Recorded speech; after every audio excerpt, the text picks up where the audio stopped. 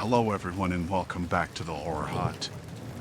Now, I know a lot of you use these videos to sleep, so before you drift off I thought it would be a fun idea if everyone can leave a comment to let me know where you are listening from in the world.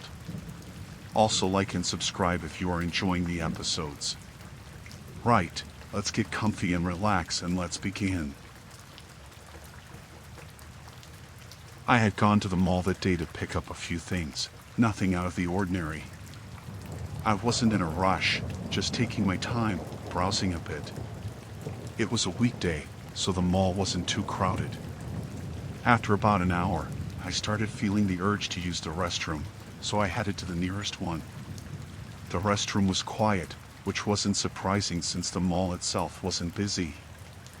I walked in, picked the last stall, and locked the door behind me. I was just going through the motions, not really thinking about anything except how I had to stop at one more store before heading home. As I sat there, I heard the door to the restroom open again.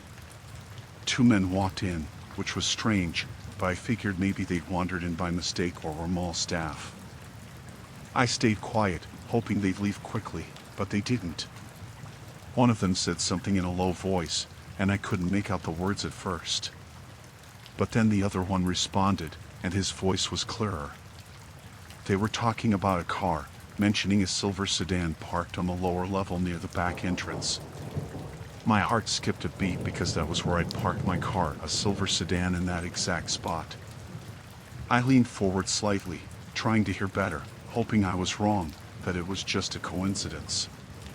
But then they started describing the car in more detail, talking about the bumper sticker I had on the back, the one with a small dent near the left taillight. That was my car. There was no mistake. I felt a cold sweat break out on my forehead as I tried to stay calm. I knew I couldn't make a sound. If they knew I was in there, I didn't know what they might do. I strained to hear more, praying they wouldn't notice me. One of the men mentioned a woman, describing her hair color, her height, the clothes she was wearing. My heart pounded harder because they were describing me down to the black jacket I had on and the white sneakers I wore that day. It wasn't just about my car anymore, they were talking about me. The other man asked if they were sure she was alone, and the first one said he'd been watching her and hadn't seen anyone else with her. He said they'd wait until she got back to her car, then grab her before she could leave the parking lot. I couldn't believe what I was hearing. My stomach churned with fear, and I felt like I might be sick. I stayed as still as possible, not daring to even breathe too loudly. They talked about how they'd follow me out, one staying close behind, the other going ahead to the car. They were calm, methodical, like they'd done this before. One of them asked how they deal with any cameras, and the other laughed, saying they knew how to avoid them, how to stay out of sight until the last second. I knew then that this wasn't just some random plan they'd come up with on a whim. They were serious, and they were ready. I realized I had to get out of there, but I couldn't just walk out. They'd see me, and there was no telling what they'd do. I waited, barely breathing, hoping they'd leave soon. They kept talking, going over their plan, making sure they had everything covered. Finally, after what felt like forever, they agreed on a meeting spot and decided to head out. I heard the door open, and I counted the seconds as it closed behind them. My legs felt numb, and I didn't trust them to hold me up if I tried to stand. I stayed in the stall for a few more minutes, making sure they were really gone. My mind was racing, trying to figure out what to do next. I knew I couldn't go back to my car. They'd be waiting for me. I couldn't call out for help either. What if they were still nearby? When I finally felt like I could move, I slowly unlocked the stall and stepped out. The restroom was empty, and the silence was almost as terrifying as what I'd just heard. I went to the sink, splashed cold water on my face, and tried to steady my shaking hands. I knew I had to get help, but I didn't want to risk walking through the mall and running into them. I left the restroom as quietly as I could and took the nearest exit that led to the mall offices. I found a security guard and told him everything, trying not to break down in front of him. He called for backup, and they walked me to a different exit, taking a route that avoided the parking lot. The police were called, and I gave them a description of the men, what I'd heard, everything I could remember. They went to check the parking lot, but the men were gone, and so was my car. The police found it later, abandoned a few miles away.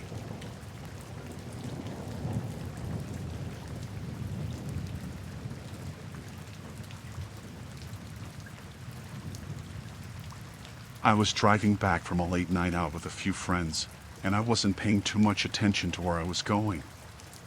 I'd been to my buddy's place 100 times, but I guess I was more tired than I thought. The houses in his neighborhood all looked pretty similar, especially in the dark. I pulled up, parked, and got out, thinking I was at his place. The porch light was off, which I thought was strange because he usually left it on for me. But I figured he must have gone to bed early. I walked up to the door, trying to be quiet so I wouldn't wake him or his roommates. The door was unlocked, which wasn't too unusual, so I pushed it open and stepped inside. As soon as I walked in, I knew something was off. The place smelled different, like cigarettes and something else I couldn't place. I looked around, and the furniture was all wrong, too. But I didn't really think much of it at first, just thought maybe he'd rearranged or something. I was tired, my brain wasn't firing on all cylinders. I called out his name, but no one answered. The place was dead quiet. That's when I noticed a faint light coming from under a door at the end of the hall. It looked like the light from a TV, flickering. I figured he must have fallen asleep watching something, so I walked over and knocked lightly. No response. I knocked again, louder this time, and still nothing. I was about to turn around and leave, thinking maybe I'd made a mistake, but then I heard a noise behind the door. It was a creak, like someone shifting their weight on an old floorboard. My heart started pounding, but I couldn't figure out why I was so nervous. I pushed the door open slowly, just a crack, and peeked inside. The room was dim, lit only by the blue glow of the TV. But there was someone in the chair, sitting with their back to me. I couldn't see their face, but something about the way they were sitting, so still, sent a chill down my spine. I whispered my buddy's name, but the person didn't move. I was about to reach out, maybe tap them on the shoulder, when the person suddenly turned around, and I saw his face. It wasn't my friend. This guy had wild eyes, and his face was twisted with fear. He jumped up from the chair, and for a second, we just stared at each other, both of us frozen. Then he lunged at me, grabbing me by the collar and shoving me against the wall. "Who sent you?" he hissed, his breath hot and reeking of alcohol. His grip was strong, and I could feel my legs shaking. I stammered, trying to explain that I was in the wrong house, that I thought this was my friend's place, but he wasn't listening. His eyes were darting around, paranoid, like he was trying to figure out what to do with me. "You think I'm stupid?" he growled. "You think I don't know what's going on?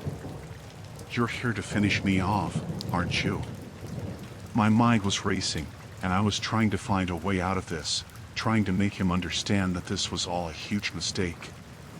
But he wasn't listening. He pulled me further into the room, shoving me down onto a chair, and started pacing back and forth, muttering to himself. I kept telling him I didn't know what he was talking about, that I was just trying to get to my friend's house, but he wouldn't believe me.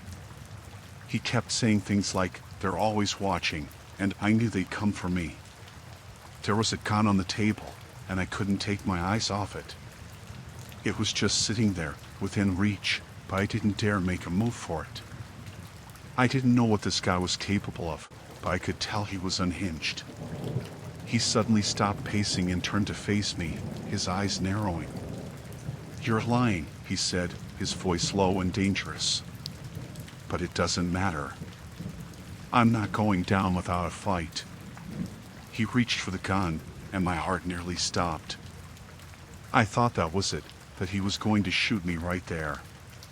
But instead, he walked over to the window and started peering out, like he was expecting someone to show up. I knew I had to do something. I couldn't just sit there and wait for whatever he was planning. My mind was racing, trying to come up with a way to get out of there alive. I noticed that his attention was fully on the window, so I slowly started to inch my way toward the door. My movements were slow, deliberate, trying not to make any noise. But the floor creaked and his head snapped around, eyes locking onto mine. "You're not going anywhere," he said, pointing the gun at me now. "Sit down." I froze, not daring to move.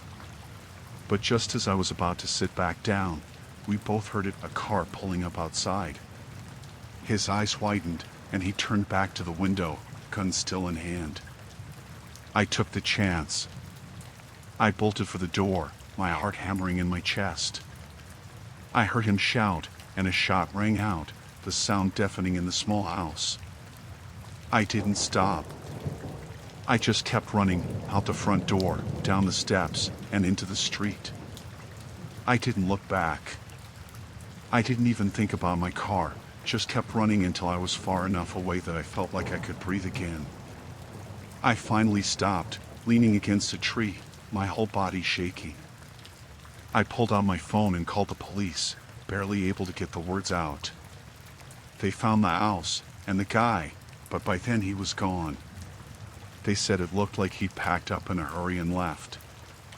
I don't know who he was, what he was involved in, or who he thought I was, but I'm just grateful I got out of there alive. I don't think I'll ever forget the look in his eyes, though, or how close I came to not making it out of that house. It was all just a mistake, but it was a mistake that could have cost me everything.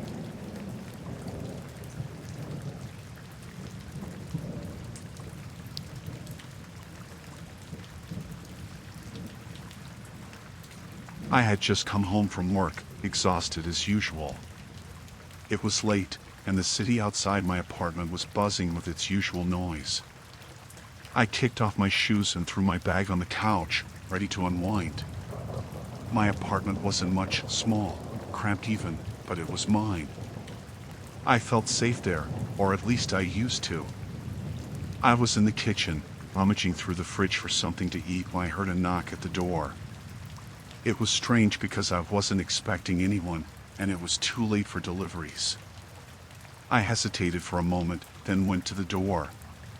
When I looked through the peephole, I saw a man standing there in a delivery uniform. He was holding a package, something small, wrapped in brown paper. I didn't recognize him, but he looked official enough. Maybe it was something from work, or a mistake. Either way, I figured I should at least check. I opened the door just a crack, enough to talk but not enough for him to see much inside. "Can I help you?" I asked. The man smiled, but there was something off about it. His eyes didn't match the expression on his face. "Delivery for you," he said, holding out the package. I looked at it, then back at him. "I didn't order anything," I said, trying to keep my voice steady. I was about to close the door, thinking it was some mix-up, but before I could, he pushed against it, forcing his way inside. I stumbled back, too shocked to react at first. He was in my apartment now, closing the door behind him and locking it. My heart was pounding, and I felt frozen, unable to move as he stood there, staring at me with a grin that sent chills down my spine. "I've been watching you," he said, his voice calm, too calm. "You have no idea how long I've been waiting for this." Panic hit me all at once, and I started to back away, trying to put some distance between us. But the apartment was small, and there wasn't much space to go. He took a step forward, and I realized I needed to do something, anything, to get out of this. "What do you want?" I managed to ask, my voice shaking. He didn't answer right away. Instead, he just looked around my apartment like he was making himself at home. "You," he finally said. "I've been watching you for weeks, learning everything about you." I know your routines, your habits, where you go, who you talk to. And now, I'm finally here. I could feel my stomach turn as he spoke. This wasn't random, it wasn't a mistake. He had planned this, waited for the right moment to strike. And now, I was trapped in my own home with him. He moved closer, and I knew I had to act fast. I glanced at the kitchen, where my phone was charging on the counter. If I could just reach it, maybe I could call for help. But he was between me and the kitchen, and there was no way I could get past him without him stopping me. I noticed the knife block on the counter, just a few feet away. My mind was racing, trying to figure out what to do. I could feel him getting closer, his presence suffocating. In a split second, I made a decision. I darted toward the kitchen, reaching for the knives. But he was faster than I expected. He grabbed my arm, yanking me back and slamming me into the wall. The impact knocked the wind out of me, and I struggled to catch my breath. "You're not going anywhere," he said, his grip tightening. I could feel the desperation rising in me, but I forced myself to stay calm, to think. I looked up at him, and for the first time, I saw something in his eyes, something unhinged, like he wasn't all there. He was talking, but I wasn't really listening anymore. My mind was focused on survival, on finding a way out. With all the strength I could muster, I twisted my body, trying to break free from his grip. I managed to get one arm free and reached for the nearest knife. My fingers closed around the handle, and without thinking, I swung it toward him. The knife grazed his arm, and he let out a shout of pain, letting go of me just enough for me to pull away. I didn't wait for him to recover. I bolted for the door, fumbling with the lock, my hands shaking. I could hear him behind me, but I didn't look back. I threw the door open and ran out into the hallway, screaming for help. My neighbors started opening their doors, and I didn't stop running until I was outside the building, where I finally collapsed on the sidewalk, gasping for air. People were gathering around, asking what happened, but all I could think about was that I was safe, that I had gotten away. Someone called the police, and they arrived quickly, swarming the building. They found him still inside my apartment, bleeding from the cut on his arm, but otherwise unharmed. The officers told me later that he had been stalking me for weeks, just like he said.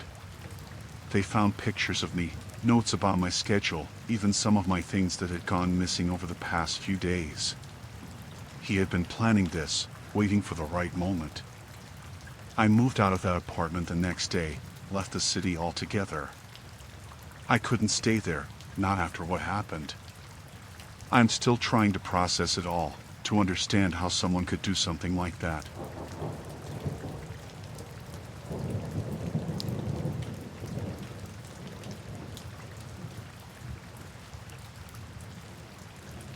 I was new in town, having just moved into a small, quiet neighborhood in Iowa. The kind of place where everyone knows everyone. My nearest neighbor was an older man named Ed, who lived alone in a big, creaky house next door. He seemed friendly enough, always waving when I passed by, so when he invited me over for dinner one evening, I figured it'd be a good way to get to know him better. I didn't have many friends yet, so I agreed. When I got to his house, it was just before sunset. The sky was painted in shades of orange and pink, and the air was cool. Ed greeted me at the door with a light smile, and I couldn't help but feel at ease. His house smelled of something roasting in the oven, and the warmth inside was a nice break from the chilly air outside. We sat down in his dining room, which was a little too dim for my liking. The curtains were drawn, and the only light came from a single lamp on the table, casting long shadows across the room. But Ed was talking, telling stories about the town, about the people who lived there, and it helped me relax. He had a way of talking that drew you in, made you forget about everything else. Dinner was served roast beef, potatoes, and some kind of gravy.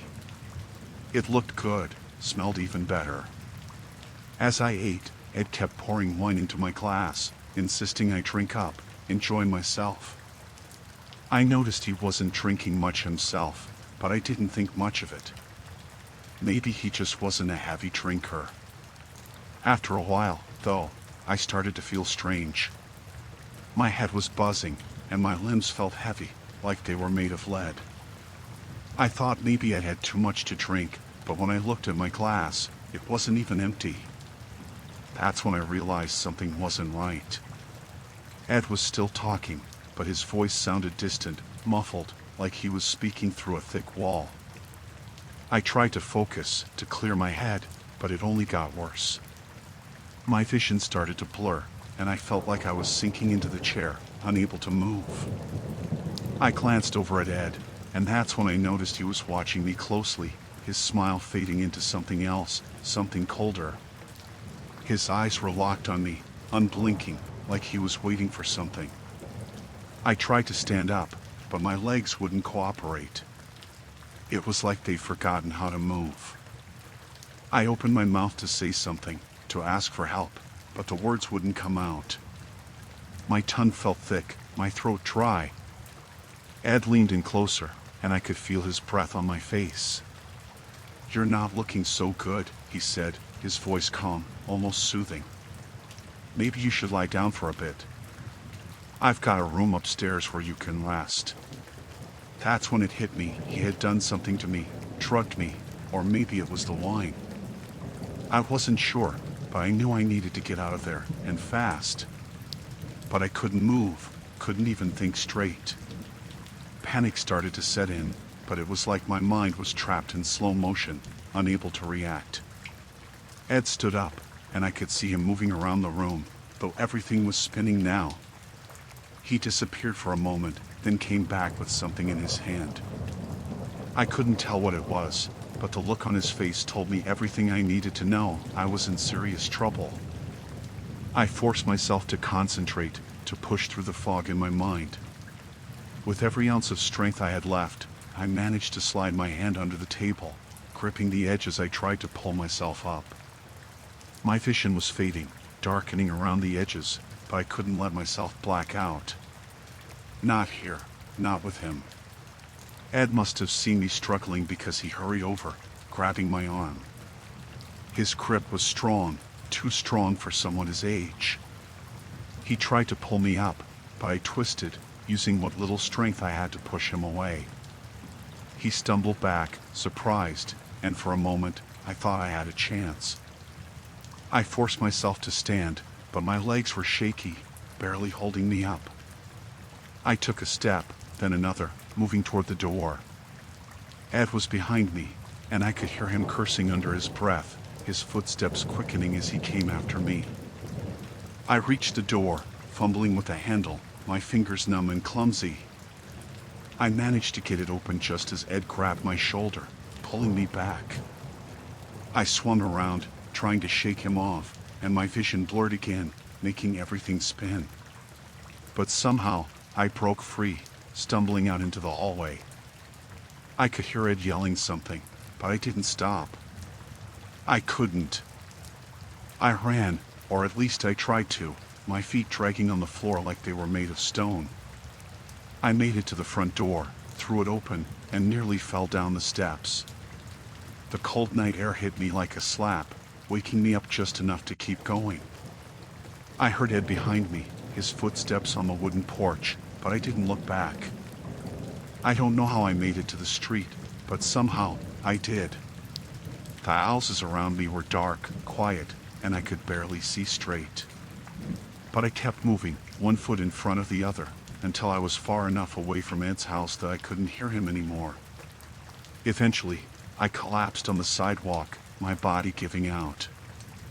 I must have passed out there because the next thing I remember was waking up in the hospital, with bright lights above me and nurses talking in hushed tones. They told me later that someone had found me and called for help. The doctor said I was lucky, that whatever Ed had given me could have killed me if I hadn't gotten out when I did. The police went to his house, but by the time they got there, he was gone. They found the dining room, the food still on the table, and some pills that he had probably put in my wine. I don't know what he planned to do if I hadn't escaped, and I try not to think about it too much.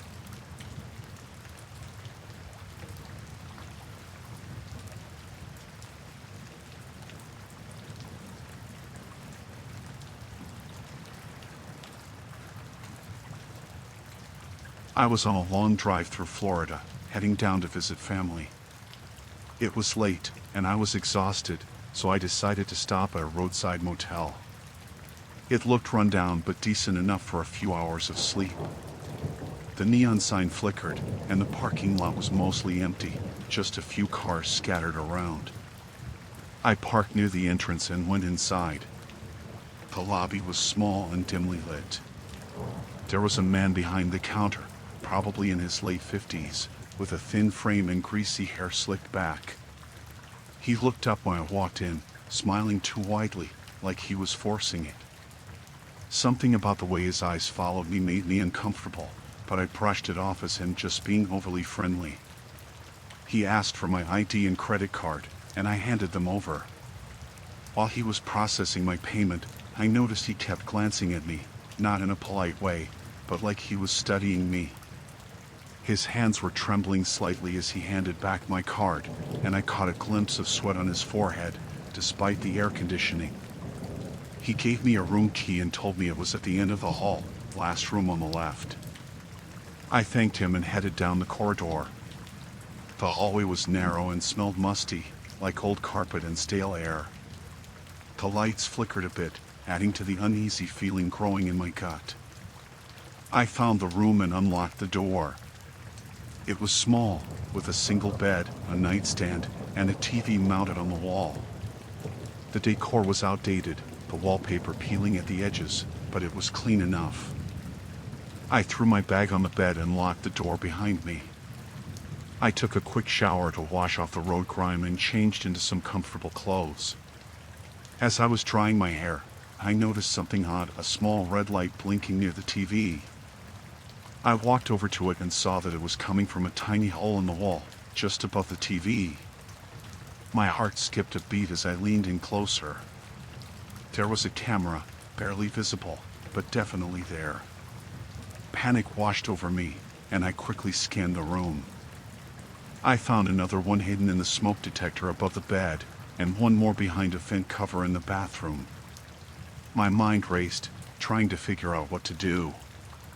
I couldn't stay in that room, but the thought of confronting the clerk made my skin crawl. I grabbed my phone, thinking about calling the police, but I hesitated.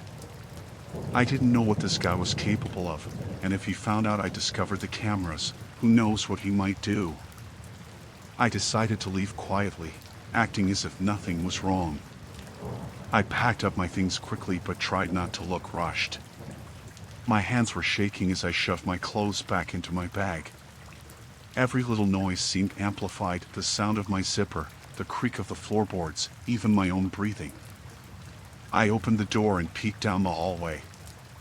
It was empty. I stepped out, leaving the door slightly ajar to avoid making too much noise. My heart was pounding in my chest as I made my way back to the lobby. I kept expecting him to appear out of nowhere, but the hallway remained silent. When I reached the lobby, the clerk was still there, sitting behind the counter, his eyes fixed on a small TV screen in front of him. He didn't notice me at first, but when I got closer, he looked up, surprised to see me with my bag. "Checking out already?" he asked, his voice strained. He tried to smile again, but it didn't reach his eyes this time.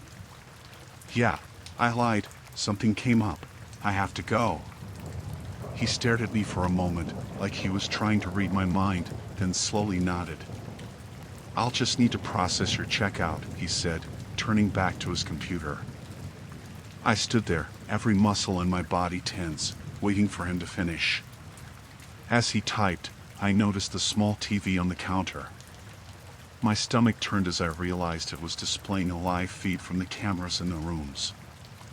I saw my own room, the bed I had just left, the bathroom. It was all there, right in front of him.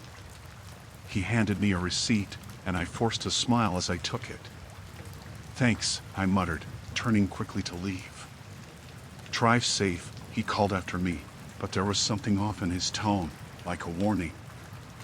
I walked as calmly as I could to my car, but the second I was outside, I sprinted. I fumbled with my keys, finally unlocking the door and jumping inside. I locked the doors, started the engine, and sped out of the parking lot. My hands were shaking so badly I could barely hold the wheel. I didn't stop driving until I was miles away from that place. I found a well-lit gas station and pulled over, trying to catch my breath. I called the police then, told them everything. They took my statement and said they'd send someone to check it out, but I never found out what happened after that. I didn't want to know. All I could think about was how many others he might have watched, how many others never realized they were being recorded. I never stayed at a roadside motel again. I don't even like driving at night anymore. Every time I pass by a place like that, I can't help but wonder what's really going on behind those closed doors.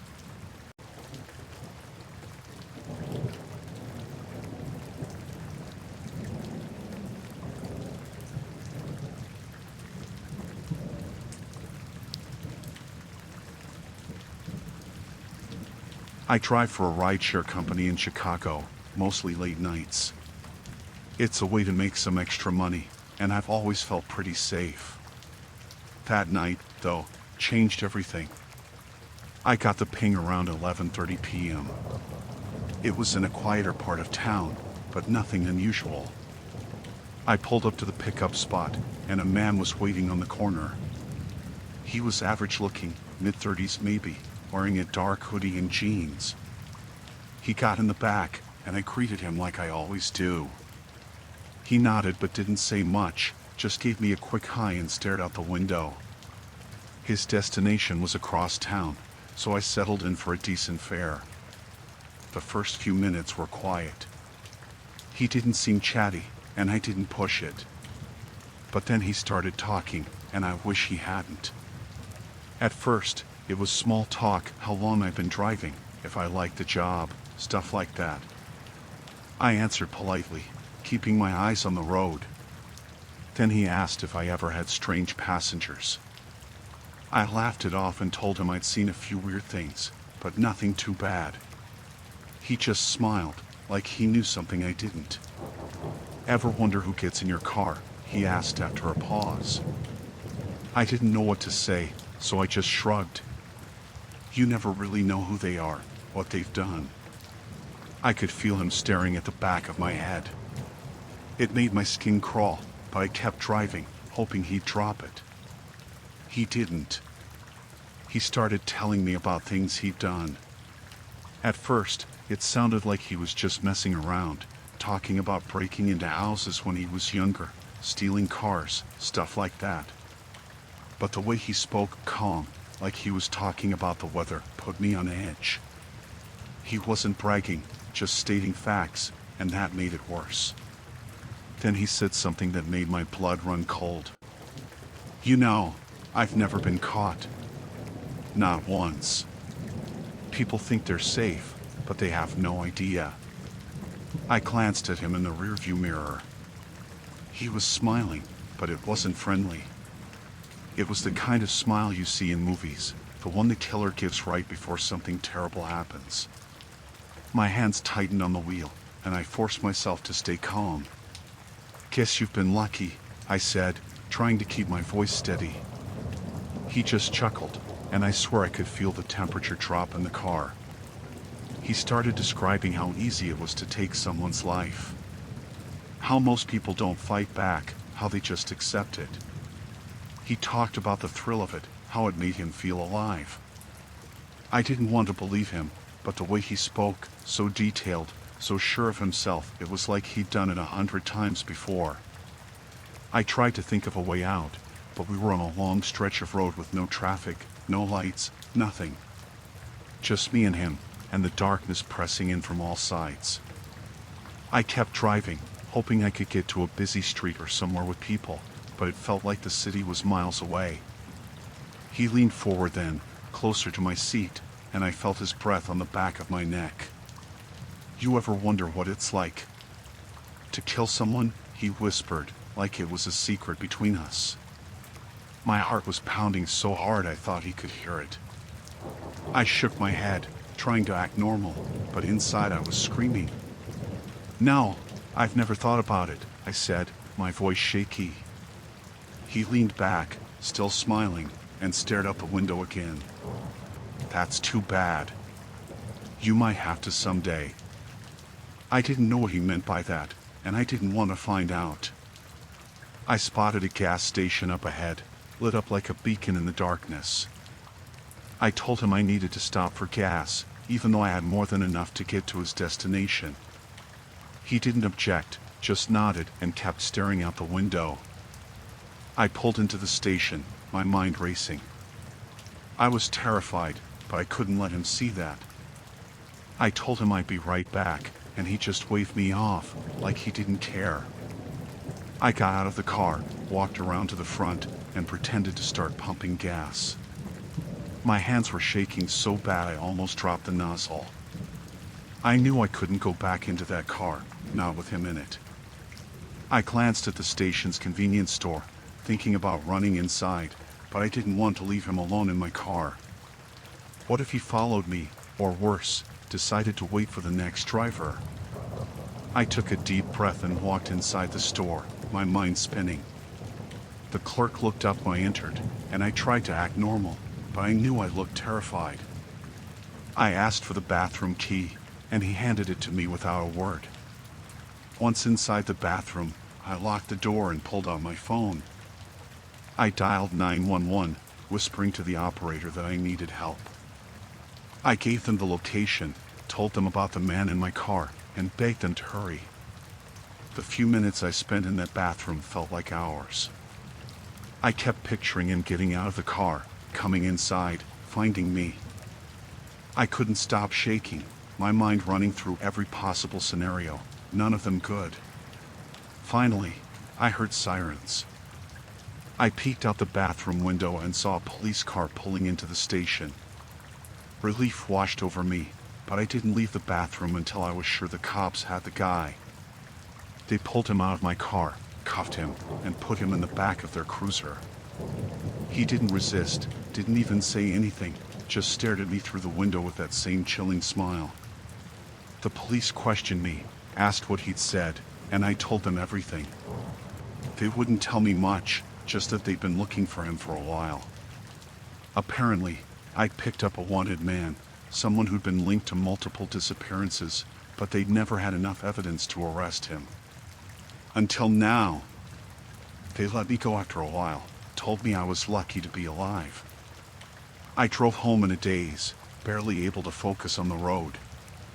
I kept replaying the night over and over in my head, trying to figure out what I could have done differently, how I managed to get out of that situation alive. I stopped driving for the rideshare company after that. I couldn't do it anymore, couldn't shake the feeling that the next passenger might be just like him.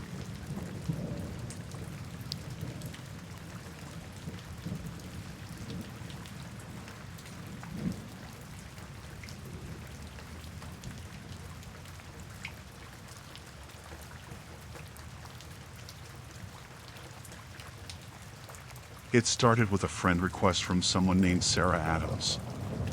The name didn't ring any bells at first, but her profile picture looked familiar. I thought maybe we had gone to high school together. I didn't think much of it, really. People from the past pop up on social media all the time, right? I accepted the request, thinking maybe we'd catch up, talk about the good old days. A few minutes later, she sent me a message. "Hey, it's been so long. How have you been?" she wrote. I replied, telling her I was doing fine, asking her where she's been all these years. She said she moved away after graduation and had just come back to town. The conversation seemed normal at first, just basic small talk. But then she started asking about my life now, where I was living, what I was doing for work, even what gym I went to. It felt a bit strange, but I brushed it off. Maybe she was just curious. A few days later, I got another message from her, only this time it wasn't so friendly. You were at the gym yesterday at 6 p.m., right? I saw you. My stomach dropped. How could she know that? I hadn't mentioned my workout schedule to her or posted anything about it online. I didn't reply, hoping it was just a weird coincidence. But then the messages kept coming. "You're looking good in that red jacket you wore to the store today," she wrote another time. That's when I really started to panic. I had worn a red jacket that day, but I hadn't seen anyone who looked like her. Was she watching me? The messages got worse. She started mentioning places I'd been, times I'd gone out, even what I had for lunch one day. It was like she was following me, but I never saw her. Every time I thought I might catch a glimpse of someone watching, there was no one there. I tried to ignore it, thinking maybe it was some sick joke, but the messages became more personal, more threatening. "You look so peaceful when you're asleep," she wrote one night. That one made me feel like my heart stopped. I hadn't told anyone where I lived, let alone given her my address. How did she know where I lived? I started feeling paranoid, like I was being watched all the time. I glance over my shoulder walking to my car, check behind me in the store, even look out my windows at night. But I never saw anything, never found anyone following me. One night, I got a message that sent me over the edge. "You should lock your doors better." I was inside today. I couldn't breathe. I ran to my front door, checking the lock, but it was secure. Then I checked the windows, the back door, but everything was locked up tight. But still, how could she know my address, let alone get inside? I called the police, but they didn't take it seriously. They told me it was probably someone messing with me, that there wasn't much they could do. They suggested I block her and make my profile private, but that didn't feel like enough. I blocked her, set all my social media accounts to private, but the messages didn't stop. They just started coming from different accounts. Each one had a new name, a different profile picture, but I knew it was her. The messages were the same, the details about my life too specific to be anyone else. Then one night, I heard footsteps outside my window. My heart was pounding so loud I thought I might pass out. I crept to the window, peeking out from behind the curtain, but I didn't see anything. Still, I was too scared to sleep that night. Every creak, every little noise made me jump. The next day, I found a note taped to my front door. It was just a piece of paper with one word written on it: "Soon." That was it. No explanation, no signature, just that one word. I wanted to scream, to cry, but I was too scared to do anything. I didn't even want to go inside, but I couldn't stay outside either. I felt trapped. I decided to stay at a friend's house for a few days, but even that didn't help. The messages followed me there too. She knew where I was, what I was doing. "Nice try, but you can't hide from me," she wrote.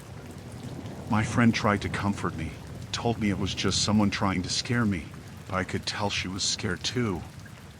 After a few days, I couldn't take it anymore. I went back to the police, begging them to do something. They took me a little more seriously this time, but they still didn't have any leads. They suggested I get a security system, but that felt like a small comfort compared to what I was dealing with. I installed cameras around my house, set up alarms, but I still couldn't shake the feeling that she was out there, watching. Every time I went out, I felt like I was being followed. Every time I came home, I expected to find her waiting for me. Then, just as suddenly as it started, the messages stopped. Days went by, then weeks, and there was nothing. I didn't know whether to be relieved or more scared. Maybe she was done with me, or maybe she was just waiting for the right moment. I moved to a new place, changed my phone number, even deleted my social media accounts, but I still couldn't shake the fear. I kept looking over my shoulder, kept expecting to see her standing there, watching me with that cold smile. It's been months now, and I haven't heard from her again. But I still can't sleep right. I still check my windows and doors every night, still jump at every little noise. I don't think I'll ever feel safe again, not really. I don't know who she was, or why she picked me, but I know she's out there somewhere. Maybe she's doing this to someone else now, or maybe she's just waiting for the right moment to come back. I don't think I'll ever know for sure, and that's what scares me the most.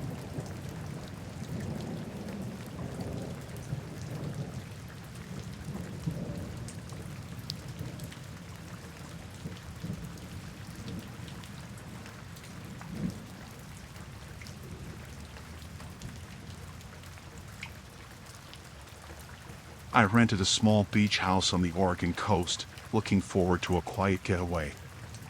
It was one of those places tucked away from the main road, with the sound of the waves crashing in the background. The realtor mentioned it had been vacant for a while, which I didn't mind. I wanted peace, and the idea of having the house to myself was perfect. The first day went fine. I walked along the beach, had some coffee, and took in the view. The house was cozy, with old furniture and creaky wooden floors. It had that musty smell you get from places that haven't been lived in for a while, but I liked it. It felt like stepping back in time. That night, I settled into the living room with a book. I could hear the wind picking up outside, making the windows rattle a bit. The only other sound was the distant roar of the ocean. It was peaceful, just what I needed after the stress of work. But then, around midnight, I heard something above me, a faint thud coming from the attic. At first, I thought it was just the owls settling or maybe an animal. But the noise came again, a slow, deliberate sound like someone was moving something heavy. It was odd, but I tried to ignore it. I convinced myself it was nothing and went to bed. The next morning, I couldn't shake the feeling that something was off. I checked the attic door, which was in the hallway. It was one of those old pull-down ladders, and it didn't look like it had been touched in years. Dust covered the handle, and the wood was worn, but there were faint marks on the floor, like something had been dragged. I brushed it off, figuring it was my imagination, and went about my day. But the sound came again that night, louder this time.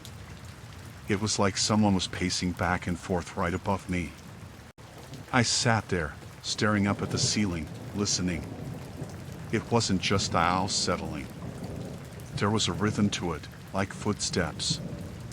My heart started racing, but I couldn't bring myself to check the attic.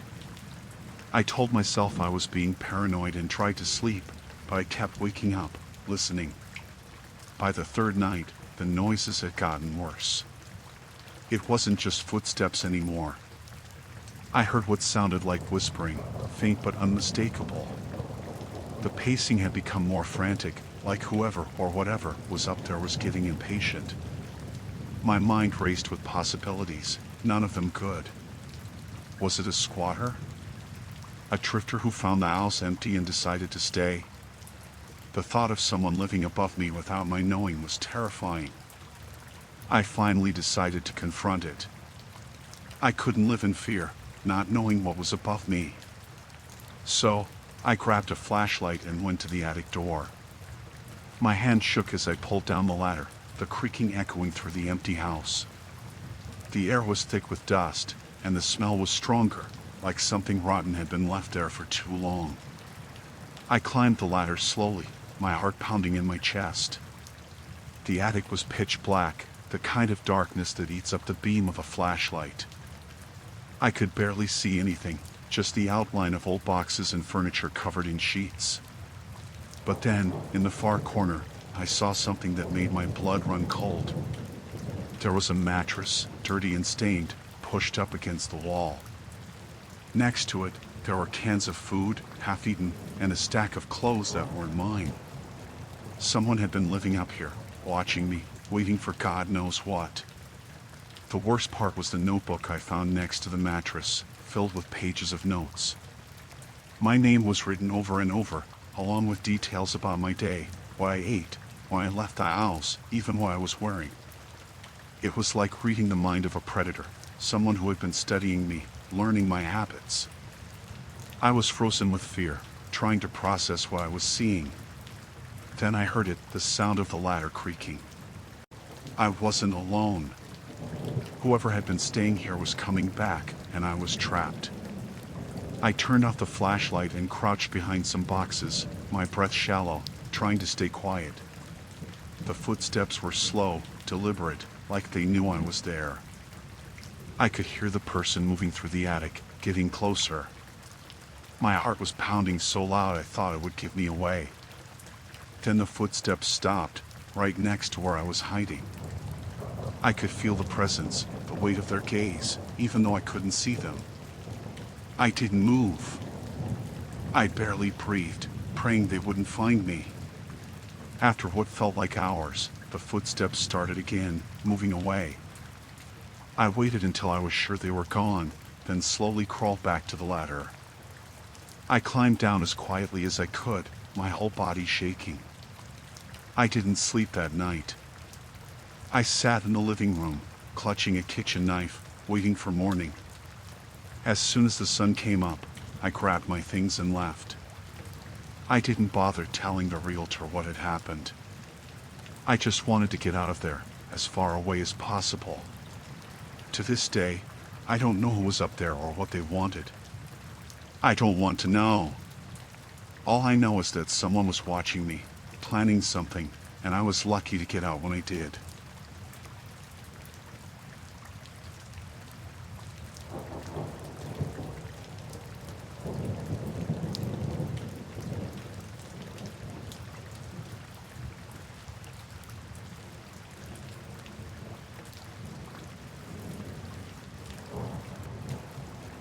I've been going to the same gym in Los Angeles for a couple of years now.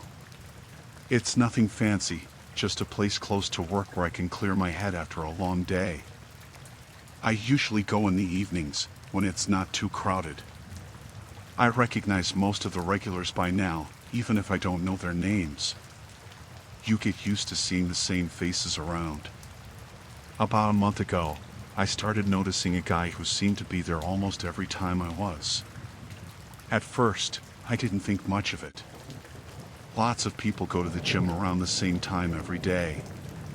But after a while, it felt like he was always nearby, watching me. Whenever I moved to a different machine, he wasn't far behind. He didn't seem to be doing much of his own workout, just kind of hanging around. I tried to brush it off as coincidence. Maybe he was new to the gym and didn't know what he was doing yet. But it kept happening. If I went to the bench press, he'd be there, just sitting on a nearby bench, not even lifting. If I switched to the treadmill, he'd get on the one right next to mine, even if there were plenty of others open. It was weird, but I didn't want to overreact. Then, last week, it got worse. I was in the locker room after my workout, grabbing my stuff, when I saw him out of the corner of my eye. He was just standing there, not changing or anything, just staring at me. It made my skin crawl. I avoided eye contact, threw on my clothes, and got out of there as quickly as I could. I told myself I was being paranoid, but the feeling wouldn't go away. The next day, I decided to cut my workout short, just to avoid him. I thought if I left early, I might miss him altogether. But as I headed to my car, I saw him again, hanging around the entrance to the parking lot. He wasn't doing anything, just standing there, like he was waiting for something. Or someone. My heart started pounding. I quickly got into my car, locking the doors as soon as I was inside. I tried to tell myself it was nothing, but I couldn't shake the feeling that something was off. I drove home, checking my rearview mirror every few seconds, half expecting to see him following me. But the drive was uneventful, and by the time I pulled into my driveway, I'd convinced myself I was just overthinking things. That night, I couldn't sleep. I kept thinking about him, about the way he seemed to always be there, just watching me. I couldn't figure out what he wanted or why he was paying so much attention to me. I decided I'd change my routine, maybe go to the gym earlier in the day or switch to a different location altogether. The next day, I left work early and headed to the gym, hoping he wouldn't be there. I was relieved when I didn't see him. I had a decent workout, but I was still on edge, constantly looking over my shoulder.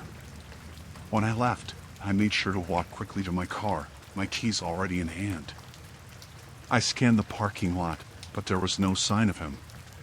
Feeling a bit more at ease, I drove home. But as I pulled onto my street, I saw a car parked a few houses down from mine. I didn't recognize it, but it was probably just a neighbor's friend or something. I parked in my driveway, grabbed my gym bag, and headed inside. It wasn't until I was locking my front door that I noticed the car had moved. It was now parked directly across the street from my house. I froze, my hand still on the doorknob. It was the same guy. He was sitting in the driver's seat, staring right at me. My heart started racing again. I quickly shut the door and locked it, then peeked through the blinds. He hadn't moved. He was just sitting there, like he was waiting for something. I didn't know what to do. Calling the police seemed like an overreaction, but I couldn't just ignore this anymore. I grabbed my phone, my fingers trembling as I dialed. But before I could hit call, there was a knock on the door. A slow, deliberate knock that sent chills down my spine. I didn't answer. I just stood there, staring at the door, my heart pounding in my chest. Another knock, this time louder. He knew I was home.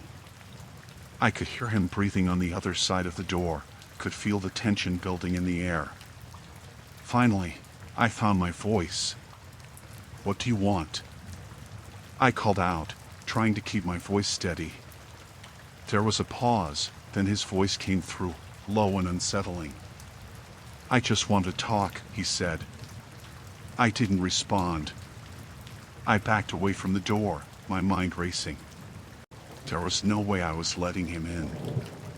I heard him try the doorknob, but thankfully, it was locked. He jiggled it for a moment, then went silent. I crept back to the window, peeking through the blinds again. He was still there, now pacing back and forth on my porch. I felt trapped. I didn't know what he wanted, but I knew it wasn't good. I thought about making a run for it, but where would I go? He'd see me leave, and who knew what he'd do then? The pacing stopped. I heard footsteps retreating down the porch steps, and for a brief moment, I thought maybe he was leaving. But then I heard a noise from the side of the house, near the kitchen window. He was trying to get in. I grabbed a kitchen knife, my hand shaking as I held it. I didn't want to use it, but I wasn't going to let him get to me without a fight. I heard the window creak, the sound of metal against metal as he tried to pry it open. I held my breath, praying it wouldn't give. Finally, the noise stopped. There was a long silence, and I dared to hope that he'd given up. But then I heard his voice again, this time right outside the window. "I know you're in there," he said, almost playfully. "Why don't you just let me in? We can talk." I didn't respond. I clutched the knife tighter, every muscle in my body tense. I could hear him breathing through the window, could feel his presence just on the other side. It was unbearable. Then, out of nowhere, there was a loud bang. I jumped, nearly dropping the knife. I couldn't tell where it came from, but it sounded close, like something had hit the side of the house. Then, another bang, this time louder. It sounded like he was trying to break the window. I couldn't take it anymore. I ran to the bedroom, locked the door, and dialed 911. My hands were shaking so badly that it took me a few tries to get the number right. When the operator answered, I could barely get the words out. I told her what was happening, gave her my address, and she said officers were on the way. The banging continued, each one sending a jolt of fear through me. I pressed myself against the bedroom door, knife still in hand, waiting. It felt like hours before I heard the sirens, though it was probably only a few minutes. The banging stopped. I heard footsteps running away, followed by the sound of car doors slamming and an engine starting. I didn't move until I heard the police pounding on my front door, calling out to me. They searched the area, but he was gone. They found the car he'd been driving a few blocks away, but it was a rental, and there was no sign of him. I gave them a description, but I knew it wouldn't be enough. He was just an ordinary guy, someone who could blend in anywhere. The police told me to stay somewhere else for the night, so I did. I couldn't stay in that house, not after what happened. I don't think I'll ever feel safe there again. I still don't know why he was so obsessed with me, why he followed me home, why he tried to get into my house. The police haven't found him yet, and every time I hear a knock on the door or a car pull up outside, my heart skips a beat.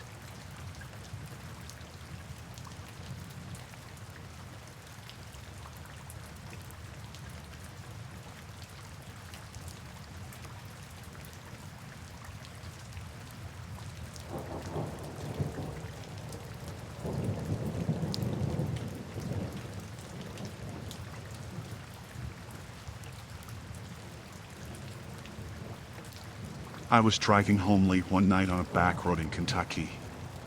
It was the kind of road where you don't see another car for miles, just trees on both sides and darkness stretching ahead. I had the radio on low, trying to keep myself awake. The road twisted and turned, and I was focused on the white lines, just trying to get home. It must have been close to midnight when I saw something up ahead. At first, I thought it was just another car, but as I got closer, I realized it wasn't moving. The headlights were off, and the car was sitting sideways across the road. My heart started to race a little. I slowed down, thinking maybe it was an accident. When I got close enough to see, I noticed the front of the car was smashed in, like it had hit something. There was no other car around, though, and no sign of anyone inside. I pulled over to the side of the road, leaving my engine running, and grabbed my phone. I thought about calling 911, but something made me hesitate. I rolled down my window and listened. It was quiet, too quiet. I sat there for a moment, debating what to do. I didn't want to just drive away if someone was hurt, but the whole situation felt off. I was about to pull out and keep going when I saw movement near the car. A figure stepped out from behind it, stumbling like they were hurt. It looked like a woman, clutching her side. I felt a pang of guilt for not getting out sooner. I turned off my engine, grabbed my flashlight, and got out of the car. As soon as I stepped onto the road, I felt the chill in the air. I walked toward the wreck, keeping the light on the woman. "Are you okay?" I called out. My voice sounded shaky, even to me. She didn't answer, just kept stumbling toward me. I could hear her breathing, ragged and uneven. I quickened my pace, wanting to help, but something didn't feel right. When I got closer, I saw her face in the light. She wasn't hurt, at least not like I thought. Her expression was cold, almost blank, like she was just going through the motions. I stopped, suddenly unsure. That's when I noticed the others. 2 men stepped out from the trees on either side of the road. They were quiet, moving slowly toward me. I hadn't seen them before, and now they were closing in. My heart started pounding. I took a step back, but the woman kept coming. The men were getting closer too, and I realized they had something in their hands. I couldn't make out what it was, but the way they held them made my blood run cold. Panic set in. I turned and bolted back to my car. I heard footsteps behind me, quickening as I ran. My hands were shaking so bad I almost dropped my keys trying to unlock the door. I got it open just as I felt one of them grab at my jacket. I yanked free, throwing myself into the driver's seat and slamming the door shut. I hit the locks just as they reached the car. The woman's face was right at my window, her hand smearing something dark against the glass. I didn't take the time to see what it was. I started the car and threw it into reverse, tires screeching as I backed away from them. The men pounded on the hood, shouting, but I couldn't make out the words. I didn't care. I just wanted to get away. I slammed on the gas and spun the car around, the headlights catching their faces for a split second.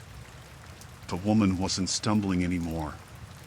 She was standing upright, watching me with those cold eyes. I sped down the road, heart racing, hands gripping the wheel so tight my knuckles hurt. I kept looking in the rearview mirror, expecting to see them following me, but there was nothing. Just darkness. I didn't stop driving until I reached a gas station about 10 miles down the road.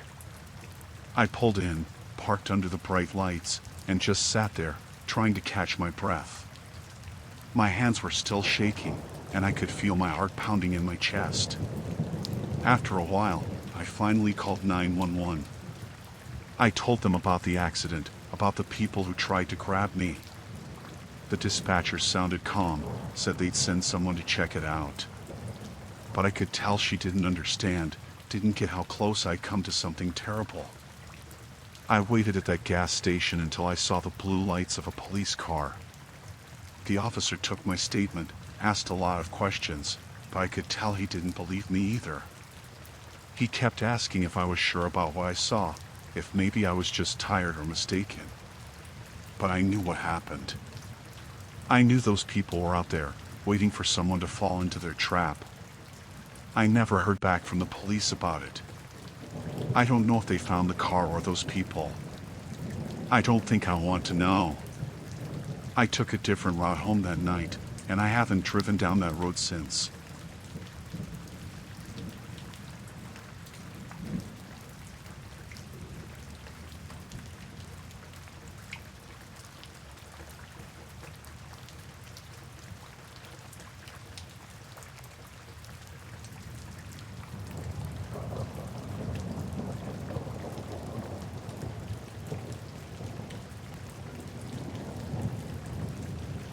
I checked into the hotel late in the afternoon. It was one of those old, charming places in Savannah, the kind you see in postcards. The kind of place that's supposed to have history, character. I thought it would be a nice change from the usual chain hotels I stay at for work. The lobby had this grand staircase, and the rooms had those old-style keys, not the plastic cards. I liked that. Made it feel special. My room was on the second floor, right next to the stairs. It was small but nice, with a big window overlooking the street. The bed had a canopy, and the furniture looked like it was from another century. It was quiet, too, which I liked. The only other room nearby was next door, 207, and it seemed empty when I got there. Later that evening, I went out to grab dinner at a nearby restaurant. When I got back, I noticed the door to 207 was slightly open. I didn't think much of it. Maybe someone had checked in while I was out. But as I walked past, I glanced inside. The lights were on, but the room was empty. No bags, no signs of anyone. Just an open door. I went to my room and tried to forget about it. I unpacked, watched some TV, and eventually went to bed. But around midnight, I heard something. It was faint at first, like someone talking. I got up and listened at the wall. It was coming from 207. I couldn't make out the words, but it sounded like a woman's voice, talking low and fast, like she was scared or upset. I thought about knocking on the door, but I didn't want to intrude. I figured it wasn't my business.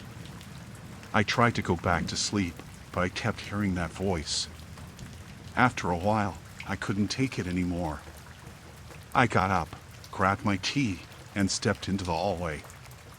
When I got to 207, the door was closed again. I stood there for a second, listening. The voice had stopped, but I could still feel something off. I knocked lightly, just to check. There was no answer. I knocked again, a little louder this time. Still nothing. I started to walk away, but then I heard something, a thump, like something heavy falling. I froze. My hand was on the door handle before I realized what I was doing. I hesitated, then turned it slowly. The door wasn't locked. I pushed it open, just a crack.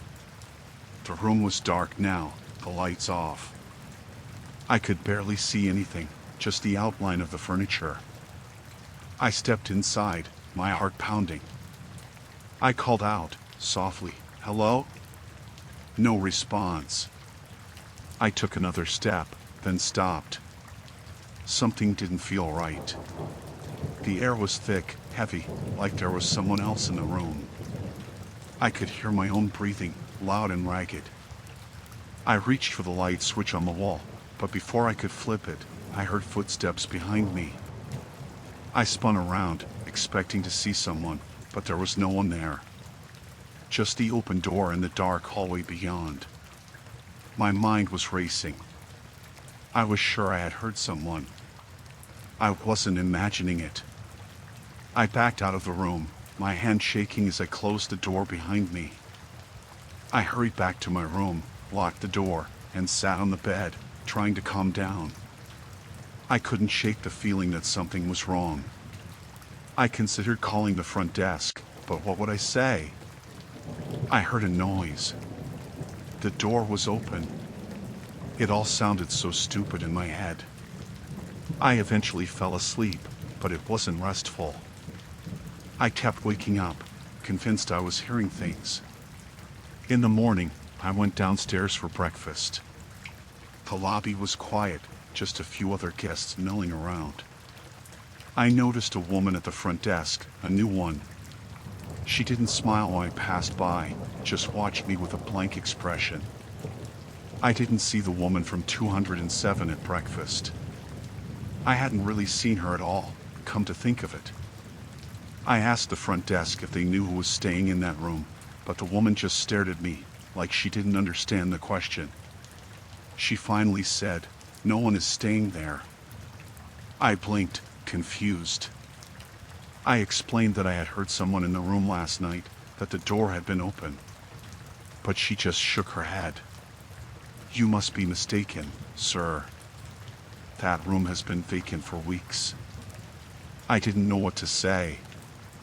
I thanked her and went back to my room to pack. I couldn't stop thinking about it. If no one was in that room, then who had I heard?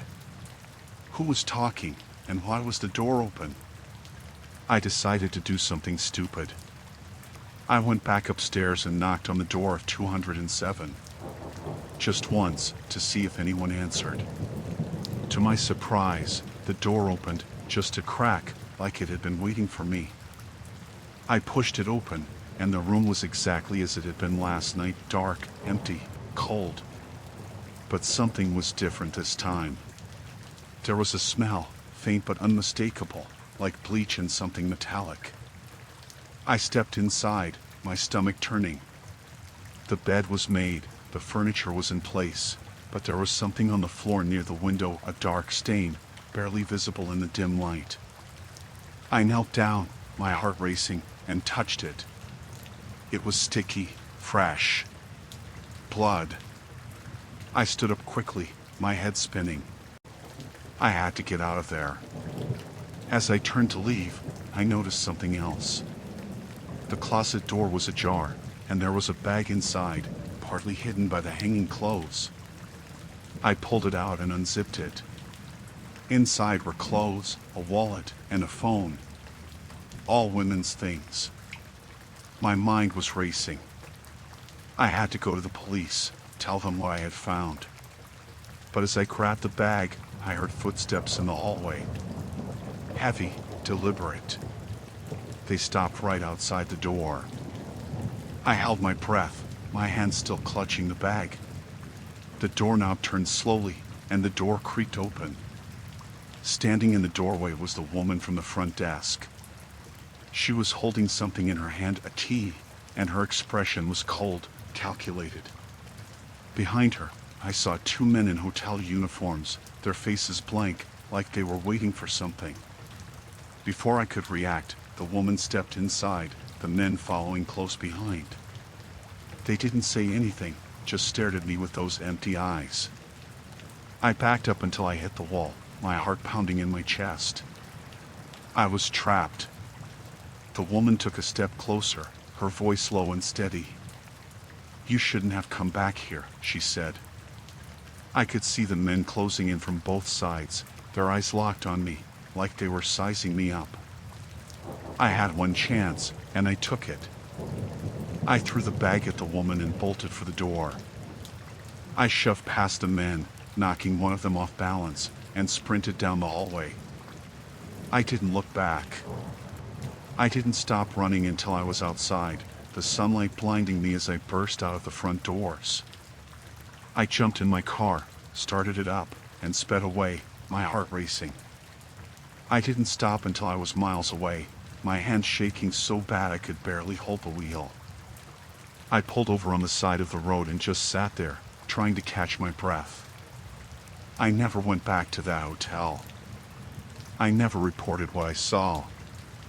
I couldn't bring myself to do it. I just wanted to forget. But I can't. I keep thinking about that woman in 207, the bag with her things, and the people who were waiting for me. I know I was lucky to get out alive, but I can't help but wonder what happened to the others, the ones who didn't. The ones who never left that hotel.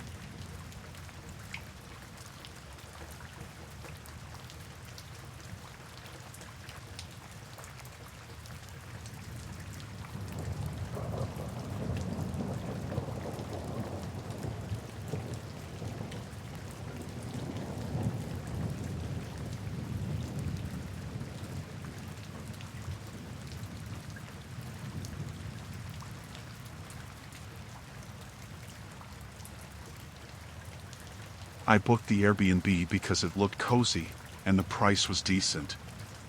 It was in a quiet part of New Mexico, far from any big cities, which was exactly what I needed. I was planning to spend a few days there, just relaxing and getting away from everything. The picture showed a nice little house with a fenced yard and a big porch. It seemed perfect. When I arrived, everything looked just like the photos. The house was small but neat, with a rustic feel to it. The key was in the lockbox, just like the owner had said. I let myself in and walked around, checking out the place. The living room had a big couch and a TV, and the kitchen was fully stocked. The bedroom had a comfortable-looking bed with clean sheets. Everything seemed fine, normal. That first day was uneventful. I unpacked, made myself some dinner, and spent the evening watching TV. It was peaceful, and I was starting to feel like this trip was exactly what I needed. I went to bed early, looking forward to a good night's sleep. But that night, I heard something. It was a faint noise, like a door creaking. I sat up in bed, listening.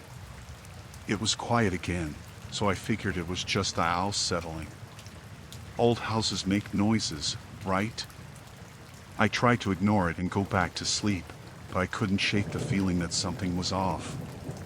The next morning, I went out to explore the area. There were some hiking trails nearby, and I spent most of the day outside. When I got back, everything seemed normal at first. But then I noticed something strange. A couple of my things weren't where I left them. My toothbrush was on the counter instead of in the drawer, and my suitcase was slightly open. I knew I hadn't left them like that. I started to feel uneasy. I checked the doors and windows, but they were all locked. I tried to convince myself that maybe I was just being forgetful, that I had left things out without realizing it. But deep down, I knew something wasn't right. That night, the noises were louder. It sounded like footsteps, slow and deliberate. I got out of bed and crept to the door, my heart pounding. I listened, holding my breath. The sounds were coming from the living room. I grabbed my phone and turned on the flashlight, slowly opening the door. The living room was empty. Everything was in place, nothing seemed disturbed. But the back door was unlocked. I knew for a fact that I had locked it before going to bed. I felt a chill run down my spine. Someone had been in the house. I checked all the rooms, but there was no one there. The next day, I decided to leave, but then I thought maybe I was overreacting. I didn't want to ruin my trip over something that could be my imagination. So, I stayed, but I was on edge the whole time. That night, I decided to stay up and see if I could catch whoever was coming into the house. I turned off all the lights and waited in the dark, sitting in the living room with a kitchen knife in my hand. I felt ridiculous, but I couldn't shake the feeling that something was really wrong. Around midnight, I heard the noise again, the same creaking sound. My heart was pounding so hard I could barely breathe. I sat there, frozen, listening as the footsteps came closer. Then, they stopped. I held my breath, straining to hear anything. Suddenly, I noticed a small red light blinking from behind the bookshelf. I slowly walked over, trying not to make a sound. I moved a couple of books aside and found a small camera, hidden in the corner, pointing right at the couch where I had been sitting. Panic set in. I quickly searched the room and found another camera hidden near the TV. My mind was racing. How long had they been watching me? I grabbed my phone and started to dial 911, but then I stopped. What if whoever was doing this was nearby? What if they were waiting for me to make a move? I decided to leave right then. I grabbed my bag and bolted out the front door, not bothering to lock it behind me. As I ran to my car, I noticed something that made my blood run cold. There was a van parked down the street that I hadn't seen before, and as I got closer, I saw that there was someone sitting in the driver's seat, watching me. I didn't look back. I jumped in my car, started it, and sped off, my heart pounding. I drove straight to the nearest motel, not stopping until I was miles away. When I finally felt safe enough to stop, I pulled into the parking lot and called the police. They took my statement and said they would send someone to check out the house, but I never went back. I didn't want to know what they found. The whole experience left me shaken, paranoid. For weeks after, I couldn't shake the feeling that I was being watched, that someone was following me. I'll never know what the owner's intentions were or what could have happened if I had stayed. But one thing is for sure, I'll never trust those charming little places again. Some things are better left unknown.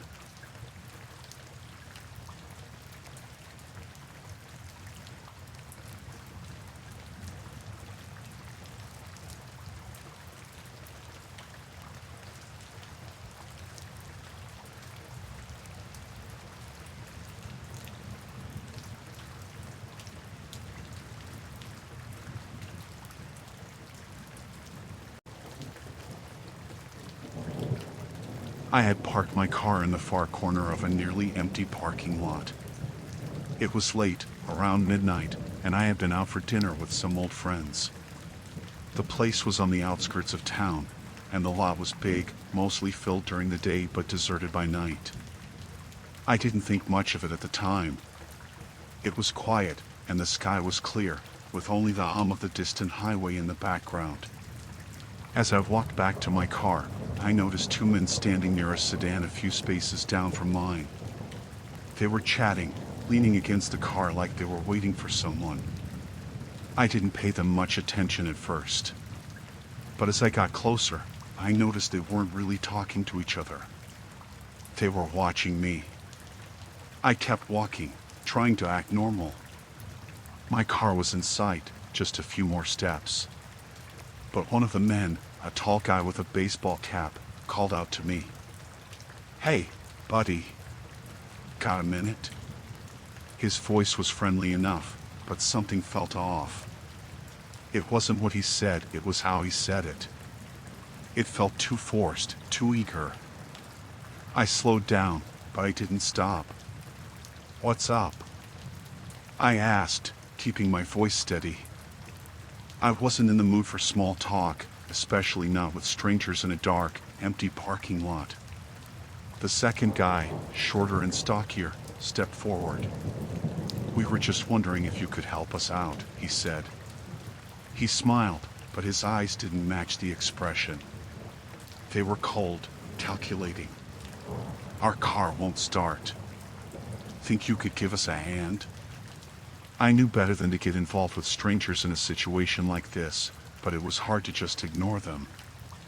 I was raised to be polite, to help others out when I could. But something about the way they were both watching me, like they were sizing me up, made the hairs on the back of my neck stand up. "Sorry, I'm not really good with cars," I said, trying to keep my tone casual. I was close to my car now, close enough to make a dash for it if I needed to. "Maybe you should call a tow truck?" They didn't like that answer. The tall guy's smile faded, replaced with a look of mild annoyance. "Come on, it's just a quick jump. Won't take more than a minute." The shorter guy moved a little closer, and I could see something in his hand, partially hidden behind his leg. It looked like a cloth, or maybe a rag. My heart started to pound. I knew I was in trouble. I tried to play it cool, though. "Sorry, man, I really can't help. I gotta get home." I turned to unlock my car, but the tall guy suddenly grabbed my arm. His grip was strong, too strong. "Come on, don't be like that," he said, his voice hardening. The friendly act was gone. I yanked my arm back, but he held on. Panic surged through me. I twisted and managed to pull free, but the other guy was already moving toward me, that cloth now clearly visible in his hand. I backed away, my mind racing. They weren't just trying to get help with their car. This was something else, something much worse. I said no. I shouted, louder than I intended. My voice echoed across the empty lot. I turned and bolted toward my car. My hands were shaking so bad that I fumbled with the keys.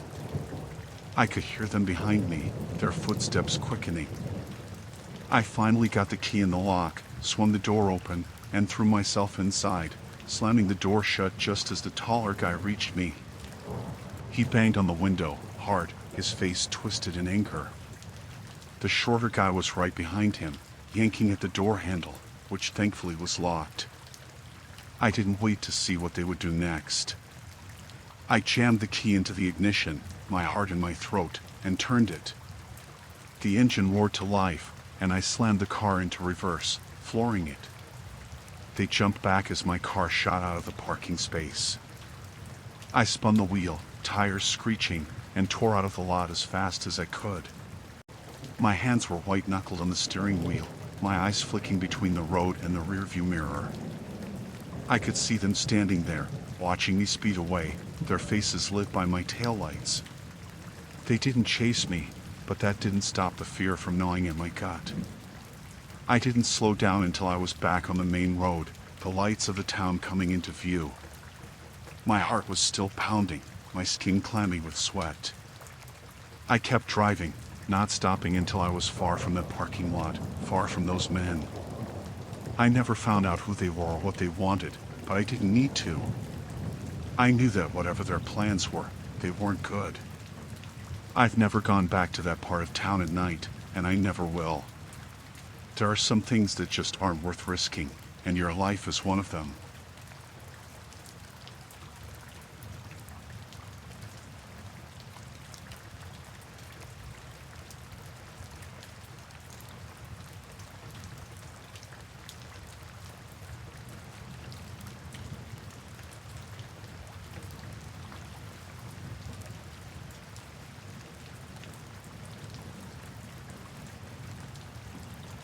I was driving through Arkansas on my way to visit family.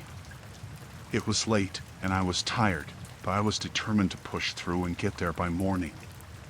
The road was empty, and the sky was pitch black, no streetlights, just the occasional glow from my headlights on the pavement. After a while, I noticed my gas gauge was getting low, so I decided to stop at the next gas station. I finally saw a sign for a gas station a few miles ahead. The place looked run down, like it hadn't seen much business in years, but it was the only option around. I pulled in and parked beside one of the pumps. The place was quiet, not another soul in sight, just an old truck parked off to the side. I got out and started pumping gas, glancing around as I did. The air was thick, and the night was eerily still. After a minute, the door to the little convenience store creaked open, and an attendant came out. He was a tall, lanky man with a dirty baseball cap pulled low over his eyes. He smiled at me, but it wasn't a friendly smile. It felt off, like it didn't quite reach his eyes. "Evening," he said, his voice rough. "Need any help?" I shook my head, trying to be polite but not too friendly. "Just getting some gas, thanks." He nodded, but he didn't leave. He just stood there, watching me. After a moment, he stepped closer, his boots crunching on the gravel. "How's your car running?" he asked. "Fine," I said, trying to keep my tone light.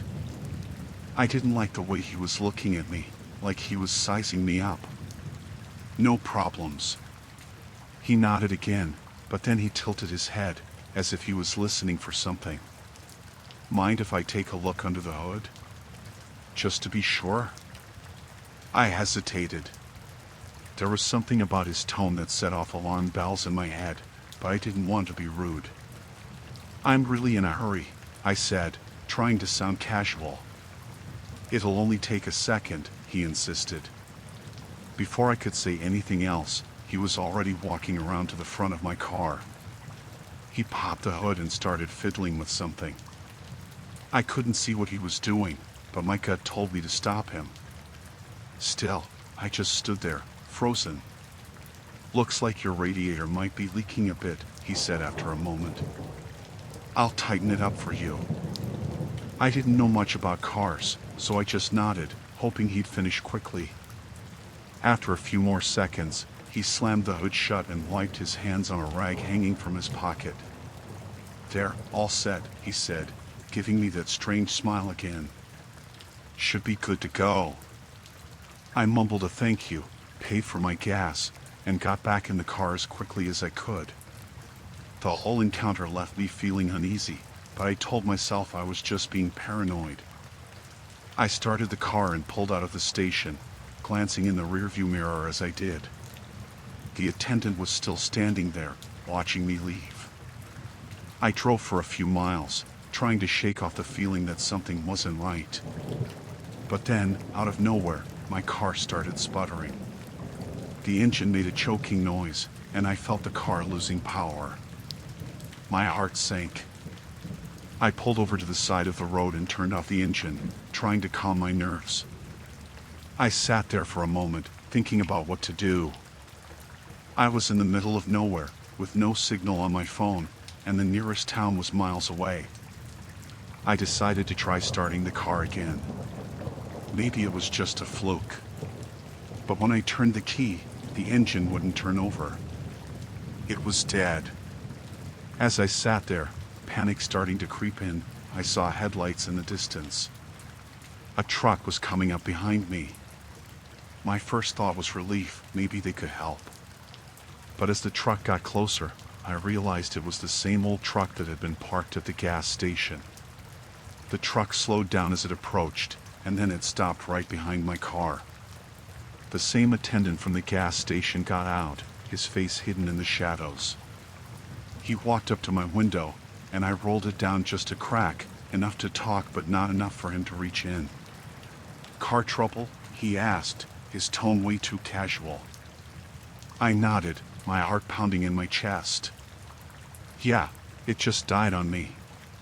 He leaned in closer, peering through the window. "I can take a look if you want. Might just be a loose connection." Something in his voice sent chills down my spine. I shook my head. "No, that's okay.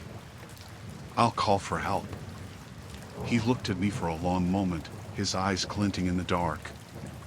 Then he straightened up and shrugged. "Suit yourself. But you're a long way from anywhere out here. Could be hours before anyone comes by."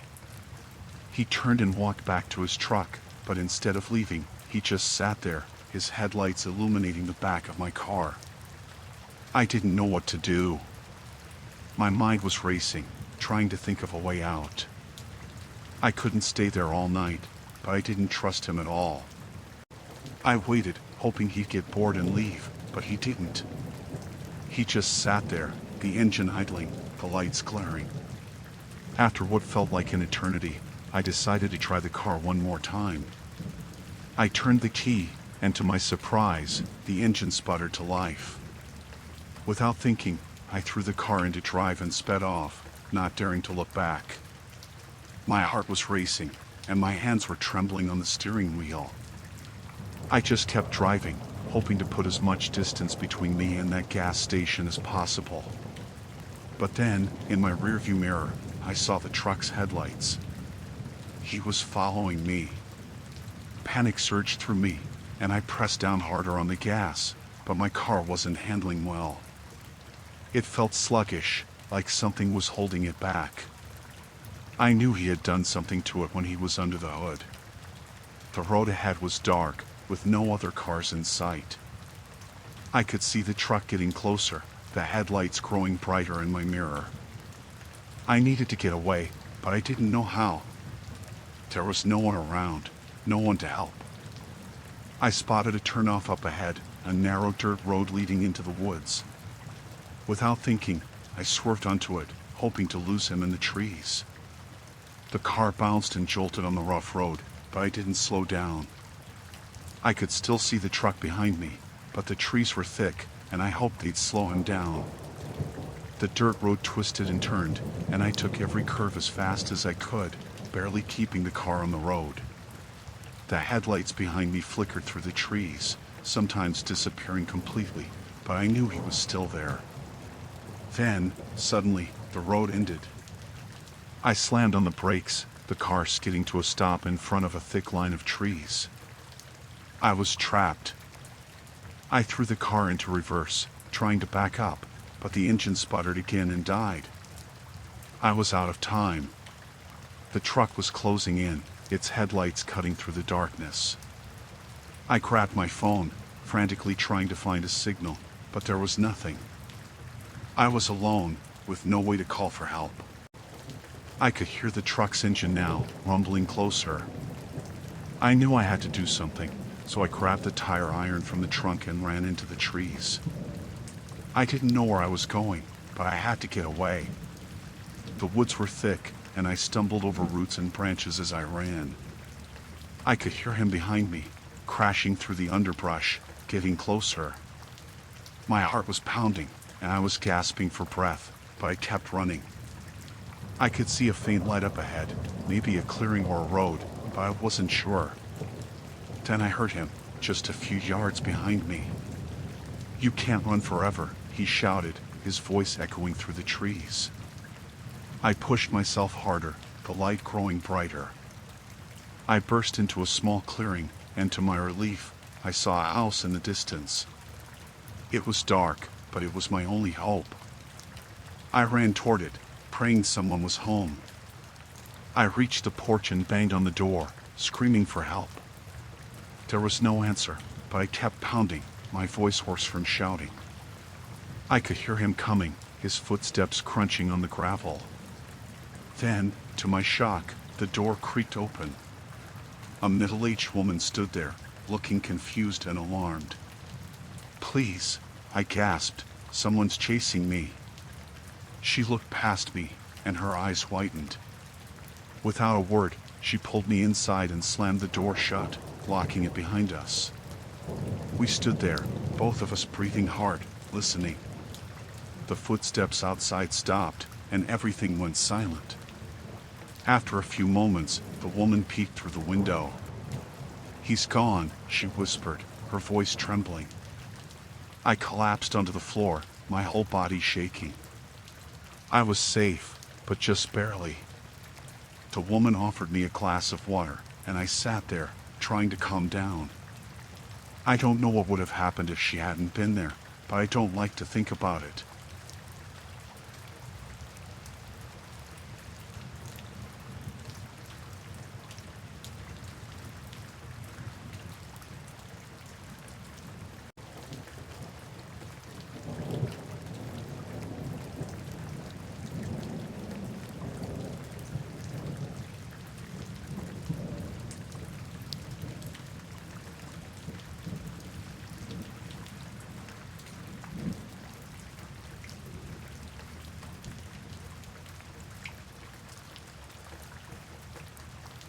I was on a hiking trip in Washington, trying to clear my head after a rough few weeks at work. I didn't have a plan, just picked a trail I'd never been on and started walking. It was supposed to be a simple hike, just a few hours in and out, but I ended up losing track of time. The sun was starting to set, and I realized I needed to head back to my car before it got too dark. I decided to take a shortcut through a smaller, less traveled trail I noticed on the way in. It wasn't on the map, but it seemed like it would shave off some time, and I was in a hurry. The trail was narrow, winding through dense trees that blocked out most of the remaining light. The deeper I went, the more uneasy I felt, but I kept telling myself it was just nerves. It was getting late, and I was alone in the woods. About 10 minutes into the shortcut, I heard voices ahead. At first, I thought it was just other hikers, but something about the tone of the conversation made me stop. The voices were low, urgent, almost like they were arguing. I couldn't make out what they were saying, but the tension in their voices was clear. I slowed down, trying to be as quiet as possible, and moved closer. As I rounded a bend in the trail, I saw them, 3 men standing in a small clearing. They didn't look like hikers. They were dressed in dark clothes, and one of them had a large duffel bag at his feet. The others were holding shovels, and the ground in front of them was freshly dug up. My heart started pounding in my chest. I must have stepped on a twig or something because one of them suddenly looked up in my direction. I froze, hoping the shadows would hide me, but it was too late. He saw me. His expression changed from surprise to something darker, more dangerous. He said something to the others, and they all turned to look at me. I didn't wait to see what they would do. I turned and started walking back the way I came, trying to stay calm. But I could hear them behind me, their footsteps quickening. They were following me. I picked up my pace, my mind racing with thoughts of what I had just seen. I didn't know what they were doing out there, but it wasn't good, and I knew I wasn't supposed to see it. The trail seemed narrower now, more overgrown. The branches scratched at my arms and face as I hurried through the trees. I could still hear them behind me, getting closer. My heart was pounding in my ears, and I knew I had to get out of there before they caught up. I started running, not caring about the noise anymore. My breath was coming in short, panic gasps, and my legs were burning from the effort, but I didn't stop. I could hear them running too, crashing through the underbrush, yelling at each other. They were angry, desperate. They didn't want me getting away. I spotted a fork in the trail up ahead, one path leading back to the main trail and the other deeper into the woods. I hesitated for just a second before veering off onto the main trail. I hoped it would lead me back to my car, but I wasn't sure. The trees were thicker here, and the trail was barely visible. I kept running, pushing myself harder than I ever had before. The men were still behind me, but they seemed to be falling back a bit. I wasn't sure if they were losing me or if they were just toying with me, letting me tire myself out before they caught up. The thought terrified me, and I pushed myself even harder. The trail started to slope downward, and I had to slow down to keep from tripping. The ground was uneven, covered in roots and rocks. My foot caught on something, and I went down hard, my knee slamming into the dirt. Pain shot through my leg, and for a moment, I couldn't move. I could hear them getting closer, their footsteps crunching on the gravel. I forced myself up, ignoring the pain, and started limping down the trail. My knee throbbed with every step, but I couldn't stop. I couldn't let them catch me. The trees were thinning out, and I could see the faint glow of the setting sun through the branches. I was close to the edge of the forest, but I wasn't safe yet. I glanced over my shoulder and saw one of them just a few yards behind me. His face was twisted in anger, his eyes locked on me. He wasn't going to let me go. I pushed myself harder, running as fast as I could with my injured leg. The pain was intense, but adrenaline kept me going. I burst out of the trees and onto a dirt road. My car was just a few hundred feet away, parked at the edge of the road where I had left it that morning. I could see the trailhead sign up ahead. I was almost there. I could hear the man behind me, his footsteps pounding on the dirt. He was so close, I could feel his breath on my neck. I reached my car, fumbling for my keys as I yanked the door open. I threw myself inside, slammed the door, and locked it just as he reached the window. He pounded on the glass, his face twisted with rage.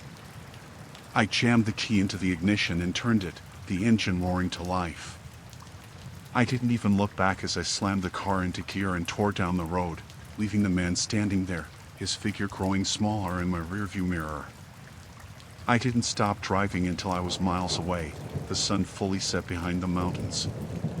My hands were shaking, and my knee was throbbing, but I didn't care. I was safe. I didn't know what I had stumbled upon out there in the woods, and I didn't want to know. All I knew was that I had gotten out alive, and that was all that mattered.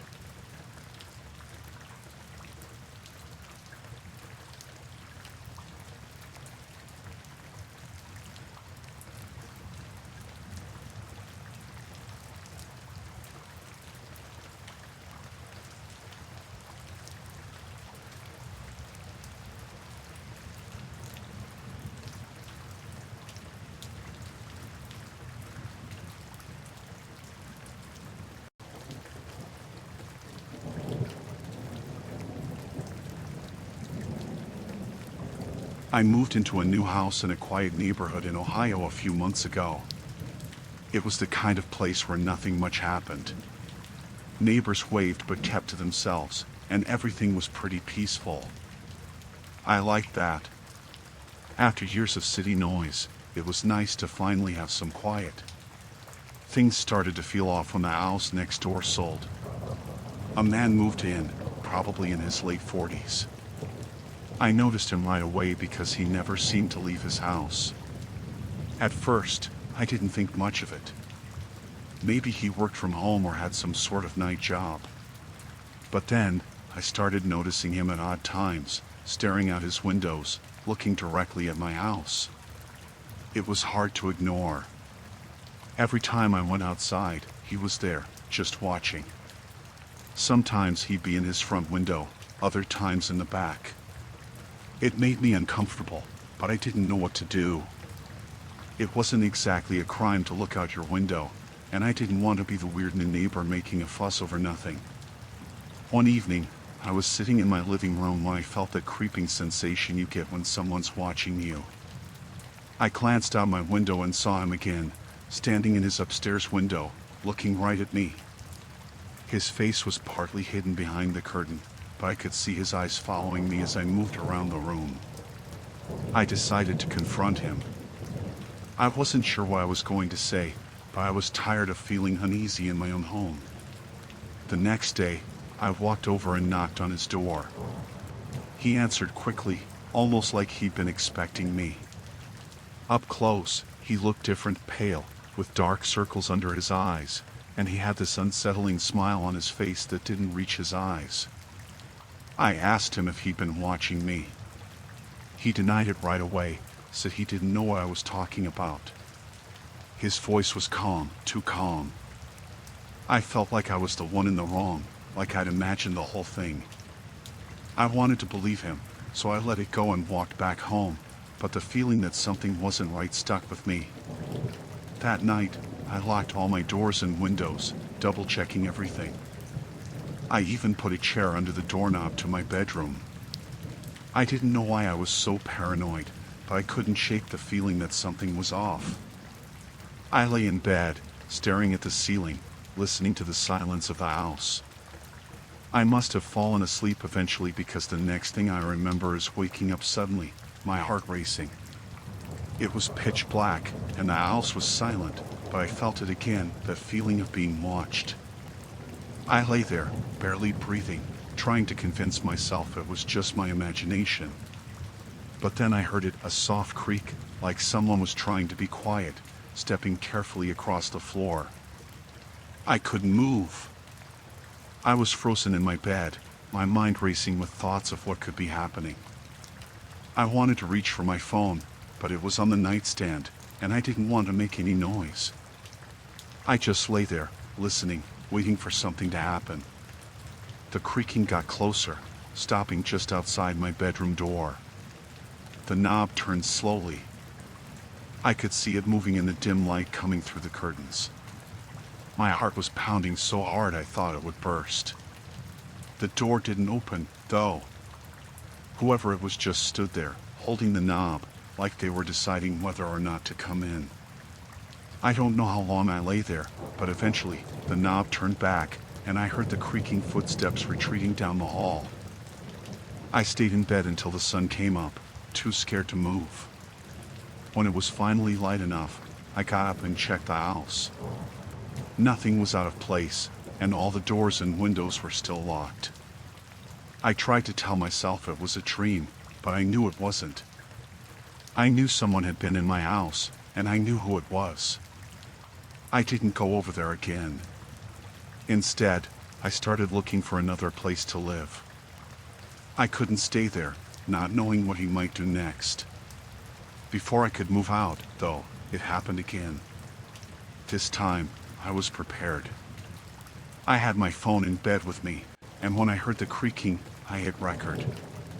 The knob turned again, just like before, but this time, I could hear him breathing, this slow, deliberate breath just outside my door. I stayed completely still, not wanting to make a sound. After what felt like forever, the footsteps retreated again. I waited until I was sure he was gone, then I got up, grabbed my keys, and left the house. I didn't care that it was the middle of the night. I drove to a hotel and didn't look back. The next day, I went to the police. I showed them the recording, but without any proof that he'd actually been inside, there wasn't much they could do. They said they'd talk to him, but I didn't stick around to find out what happened. I moved out that same week, breaking my lease. It cost me a lot of money, but I didn't care. I couldn't live there, not knowing what might happen next. I found a new place across town and tried to put the whole thing behind me. But even now, in my new house, I find myself checking the locks more often than I should. I keep my phone close at night, and I never open the curtains after dark.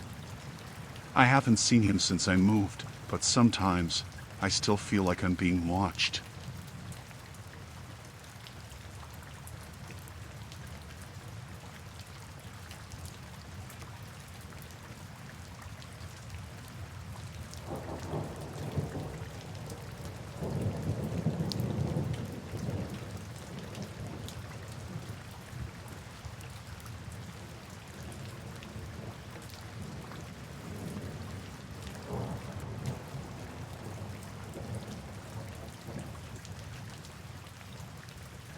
I was driving home late one night, taking the back roads like I always did to avoid the traffic. It was pitch black out there, the kind of darkness that feels heavy, like it's pressing in on you from all sides. The road was empty, just me and the stretch of asphalt cutting through the woods. I was tired, more tired than I should have been, and I was thinking about how I couldn't wait to get home, crawl into bed, and forget the long day I'd had. Out of nowhere, I saw flashing lights in my rearview mirror. Red and blue, like a cop car. My first thought was that I must have been speeding, though I couldn't remember pushing the gas any harder than usual. I slowed down and pulled over, trying to remember if I'd seen a speed limit sign, but everything was a blur. I sat there for a second, watching in the mirror as the car pulled up behind me. Something about it didn't look right. The lights were there, but the car itself was all wrong. It wasn't a police cruiser, not the kind you'd expect. It was an old, beat-up sedan, the kind you see in junkyards, not patrolling the streets. My heart started to race a bit, and I had this creeping feeling in my gut that something was off. I told myself I was being paranoid. Maybe it was an unmarked car, something the state troopers used. I mean, I'd heard of that before. But still, the feeling wouldn't go away. I kept my hands on the steering wheel, staring at the car in the mirror. The door opened, and a man got out. He was wearing dark clothes, but no uniform. No badge, nothing that looked official. He walked up slowly, almost too slow, like he was sizing me up with every step.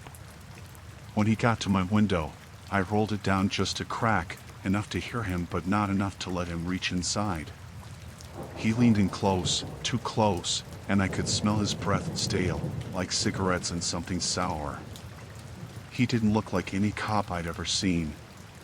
His eyes were cold, the kind that made your skin crawl, and his smile was all wrong, more like a sneer. He didn't ask for my license or registration, didn't say anything about why he'd pulled me over. Instead, he just stared at me, his eyes never leaving mine. The silence stretched out, thick and heavy, and I felt like I was trapped in that car, like the air was getting thinner. Finally, he spoke, his voice low and rough.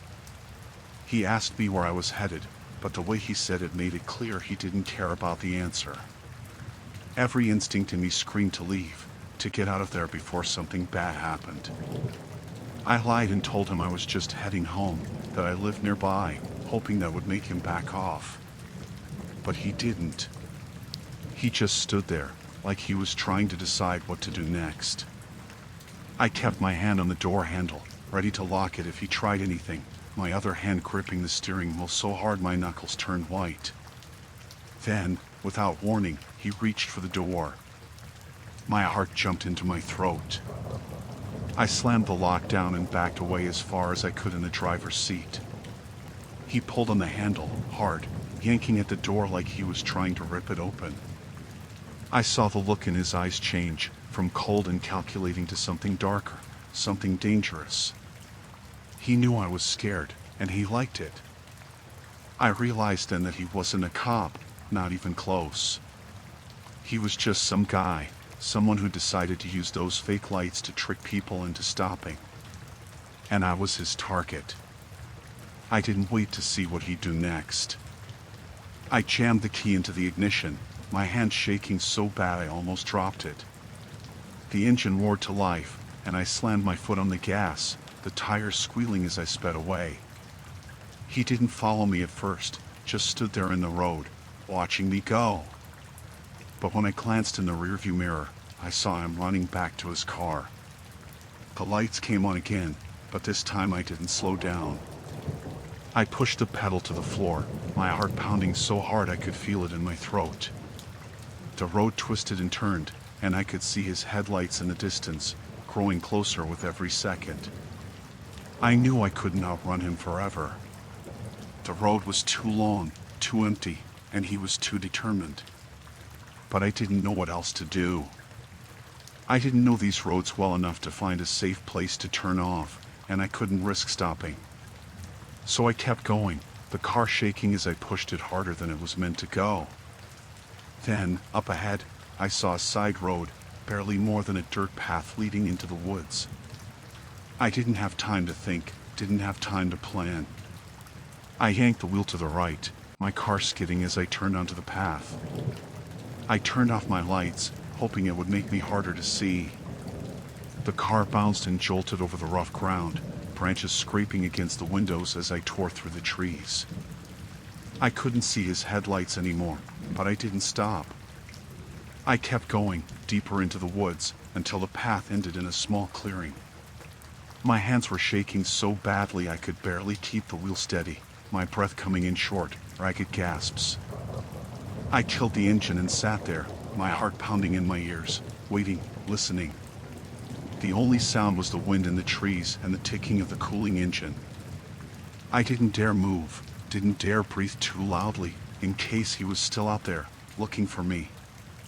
I don't know how long I sat there, but eventually, the tension started to drain away. I hadn't seen any lights, hadn't heard any cars.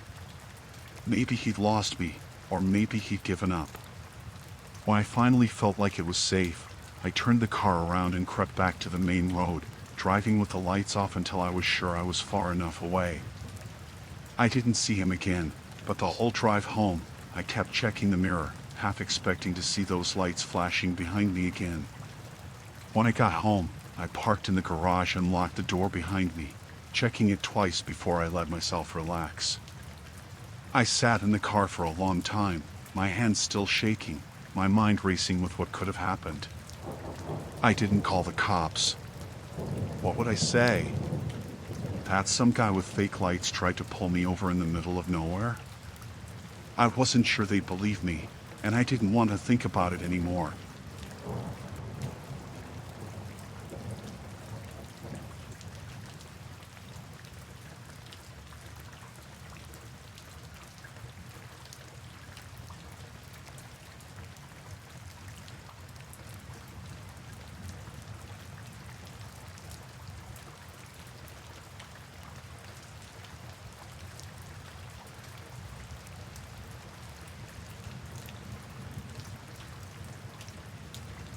I had always loved camping alone. The solitude and peace of being out in nature helped me unwind after long weeks of work. So, when I found this remote spot in Colorado, I was excited. It was far from the nearest town, deep in the woods, and perfect for a weekend away from everything. I arrived at the campsite in the late afternoon, set up my tent, and made a small fire to cook some dinner. As night fell, the forest became eerily quiet, the kind of quiet where every little sound feels amplified. I tried to ignore the growing unease in my gut and focused on enjoying my evening. Around midnight, I was just about to crawl into my sleeping bag when I heard something. It was a faint noise, like footsteps crunching on leaves. I thought maybe it was an animal or just the wind. But then I heard it again, a bit louder this time, and it made me sit up straight. I tried to convince myself it was nothing, but the noise kept coming.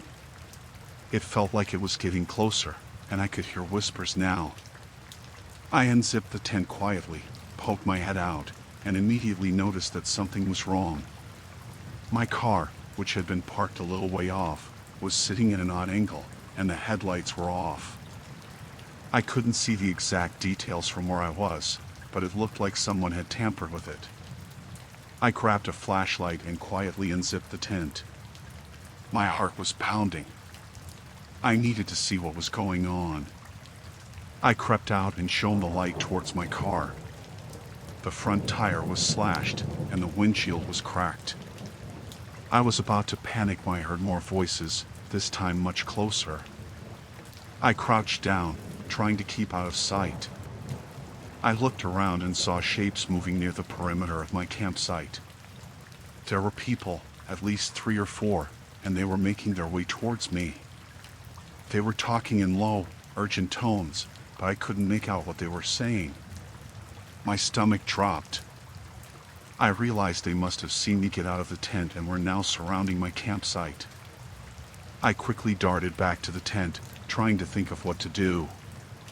My phone was in my car, and with the tires slashed, I couldn't drive away. I needed to figure out a way to get out of there without them noticing me. I took a deep breath and quietly unzipped the tent just enough to see out. One of the figures moved closer, shining a flashlight around. My breath caught in my throat. I was terrified they would find me. I kept as still as possible, trying to keep my movements minimal. The voices grew louder, and I could hear them discussing plans, mentioning something about finishing the job.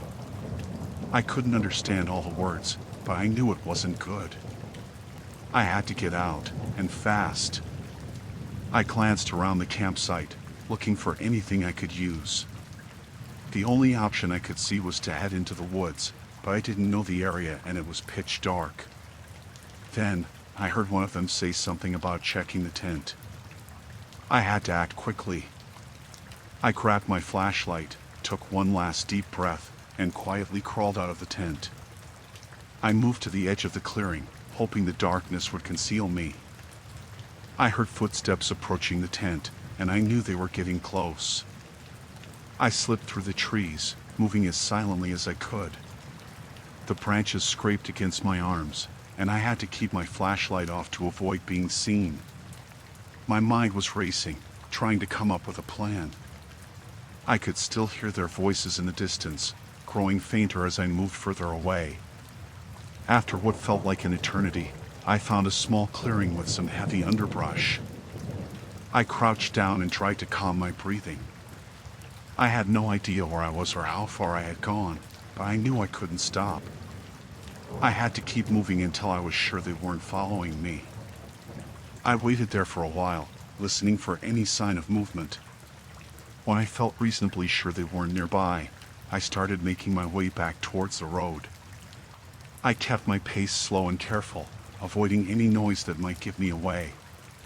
The fear I felt was overwhelming, and every snap of a twig made me jump. Eventually, after what seemed like hours, I reached the road. I had no idea how far I had to walk to find help, but I had to try.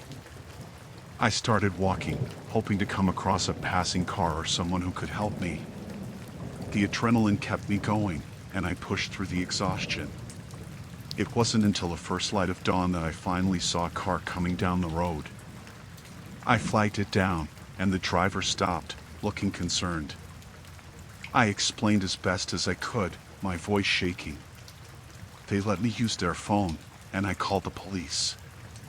When the authorities arrived, they went back to the campsite with me, but by then, the people were gone. My car was still disabled, but the immediate danger had passed. The police took a report and promised to investigate further, but they didn't hold out much hope of catching the intruders. I spent the rest of the day with the police, giving them every detail I could remember. They assured me they would keep an eye out for anything suspicious in the area. I was shaken but relieved that I had managed to escape. I don't think I'll ever go camping alone in such a remote area again. The fear and anxiety of that night have stayed with me, and I've learned to be much more cautious about where I choose to camp. It's a hard lesson, but one I'll never forget.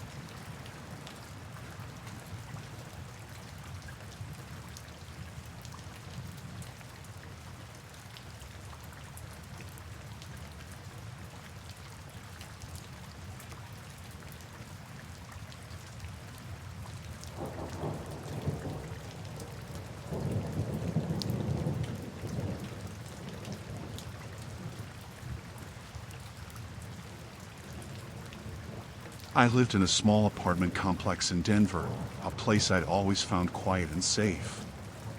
It was a decent neighborhood, not too busy but not too isolated either. I enjoyed the peace and the security of knowing my neighbors. At least, that's what I thought. One evening, I came home from work to find the building buzzing with activity. There were a few police cars outside and some neighbors standing around, talking in low, worried voices. I overheard someone mention a break-in. Apparently, someone had broken into one of the vacant units in our building. I didn't think much of it at the time. These things happened, I told myself. A few days later, I started noticing some odd things. My mail seemed to be slightly rearranged, and I found a couple of my packages open when I went to check them. I figured maybe it was just a mistake or some kind of mix-up.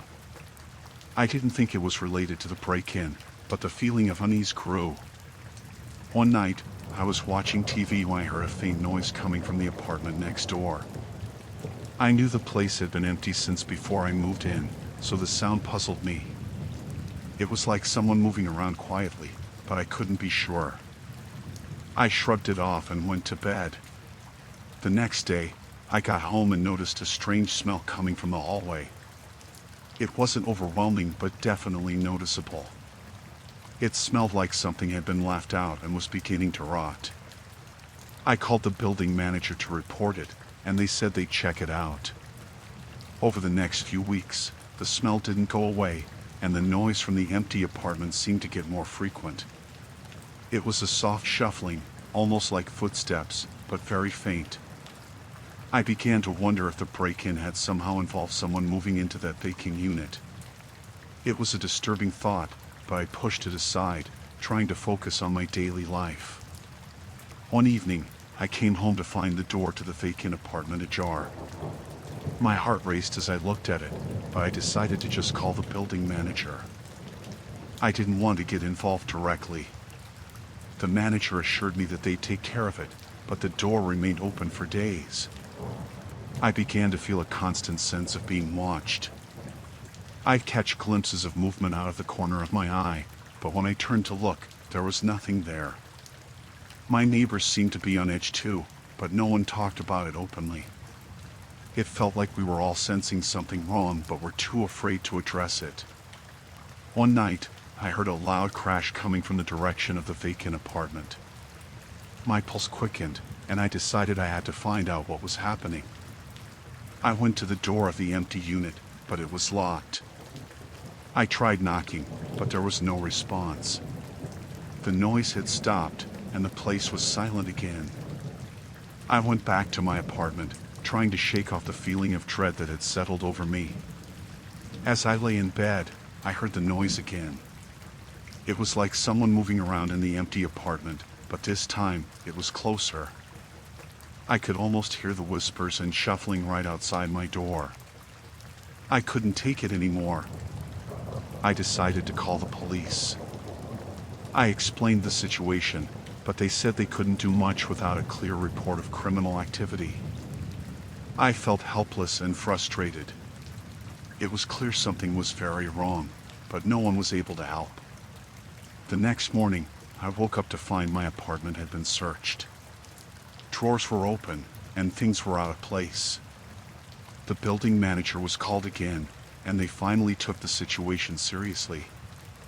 They started an investigation, but I felt like the damage was already done. One night, I saw someone standing in the hallway outside my apartment. I was frozen with fear, but I managed to peek through the peephole. The figure was dressed in dark clothing, and I could see only part of their face.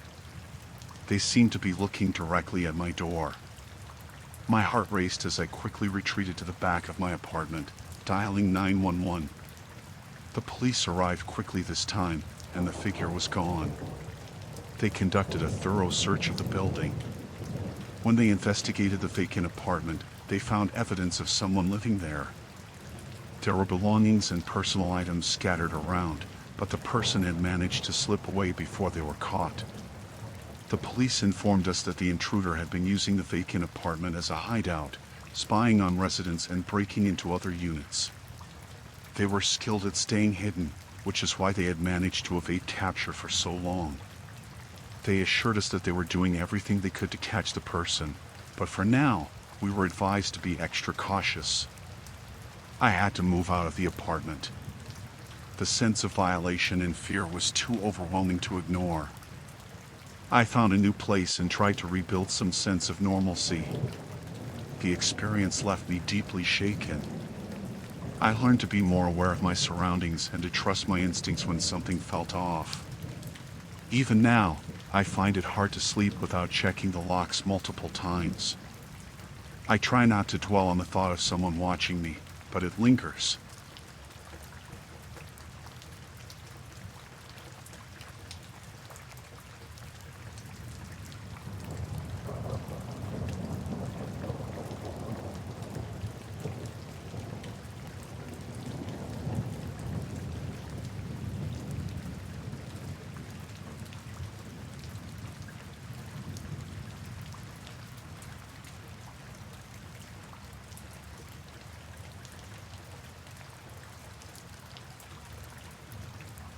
I had just finished a late shift at work in London and was exhausted.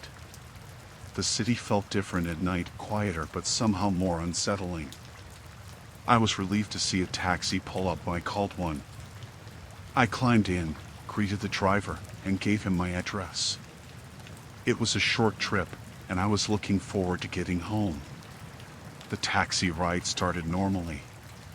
We left the office and headed in the direction of my apartment. But after a few minutes, I noticed we were taking turns that didn't seem right. I checked my phone to see if we were on the right route, and I realized we weren't. My heart started to pound. I asked the driver, "Excuse me, why are we going this way?" "My place is the other direction." He glanced back at me in the rearview mirror but didn't say anything. The look in his eyes made me uneasy. It was a cold, calculating stare. I repeated my question, and he just mumbled something about a shortcut. I knew something was wrong. The streets were getting emptier and less familiar. We were moving faster now, and the driver wasn't responding to me at all. I reached for the door handle to open it, but it was locked. Panic set in. Why are the doors locked? "I want to get out," I demanded. He didn't answer. Instead, he just kept driving faster. The city lights blurred as we sped through deserted roads. I looked out the window and tried to figure out where we were. Nothing looked familiar. I felt a wave of fear wash over me. I knew I had to stay calm and find a way out of this. I tried to call the police, but the signal was weak. My hands were shaking as I tried to get through. The driver suddenly turned off the main road and onto a narrow, dark street. My panic escalated. I shouted at him to stop, but he ignored me. His focus was fixed straight ahead, his grip tight on the steering wheel. I could see a hint of a smile on his face through the rearview mirror. It was chilling. I spotted a red light ahead and hoped we might stop soon. Maybe I could make a break for it. But instead of slowing down, he sped up. The red light turned to green, and we continued down the dark street. I kept looking for any signs of people or buildings, anything that could help me. I saw a few houses in the distance, but it was too late. We were already deep into a remote area. My heart was racing, and I could barely think straight. I considered trying to kick out the windows, but I was afraid it wouldn't work. The driver suddenly turned into a secluded driveway with high fences on either side. He stopped the car and turned off the engine. The silence that followed was deafening. I could feel my breath quickening, and I tried to think of a plan. I shouted, "Let me out." "What do you want?" He turned around slowly, his expression unreadable. "I'm afraid we're not going to your place," he said calmly.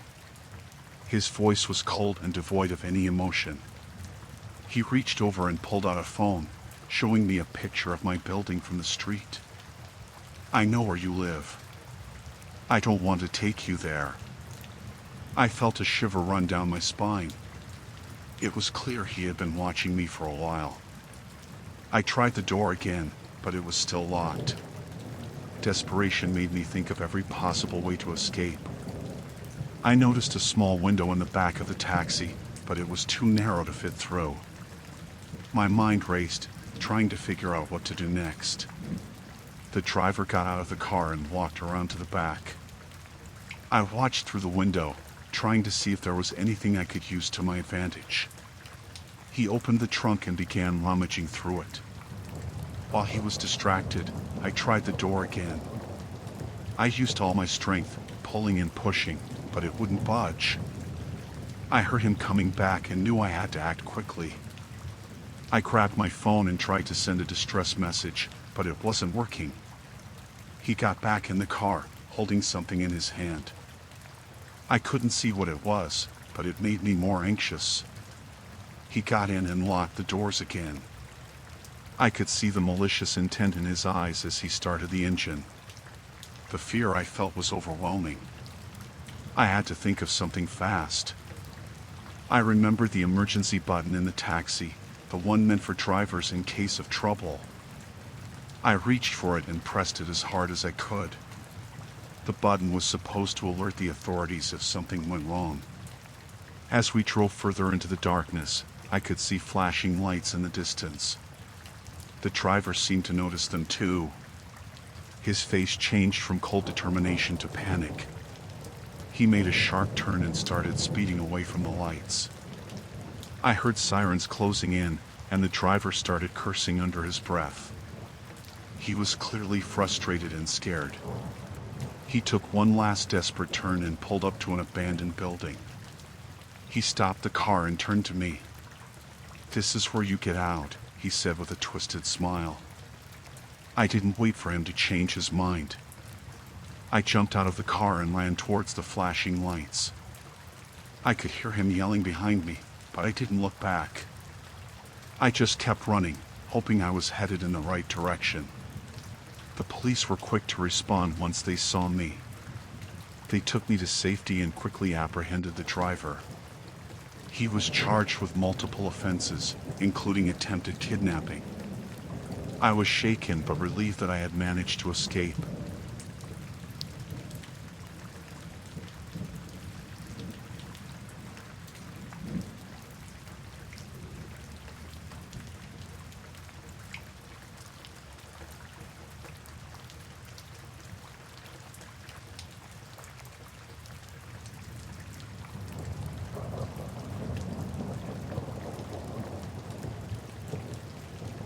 I was on a solo trip through the Australian Outback, wanting to experience the isolation and vastness of it all.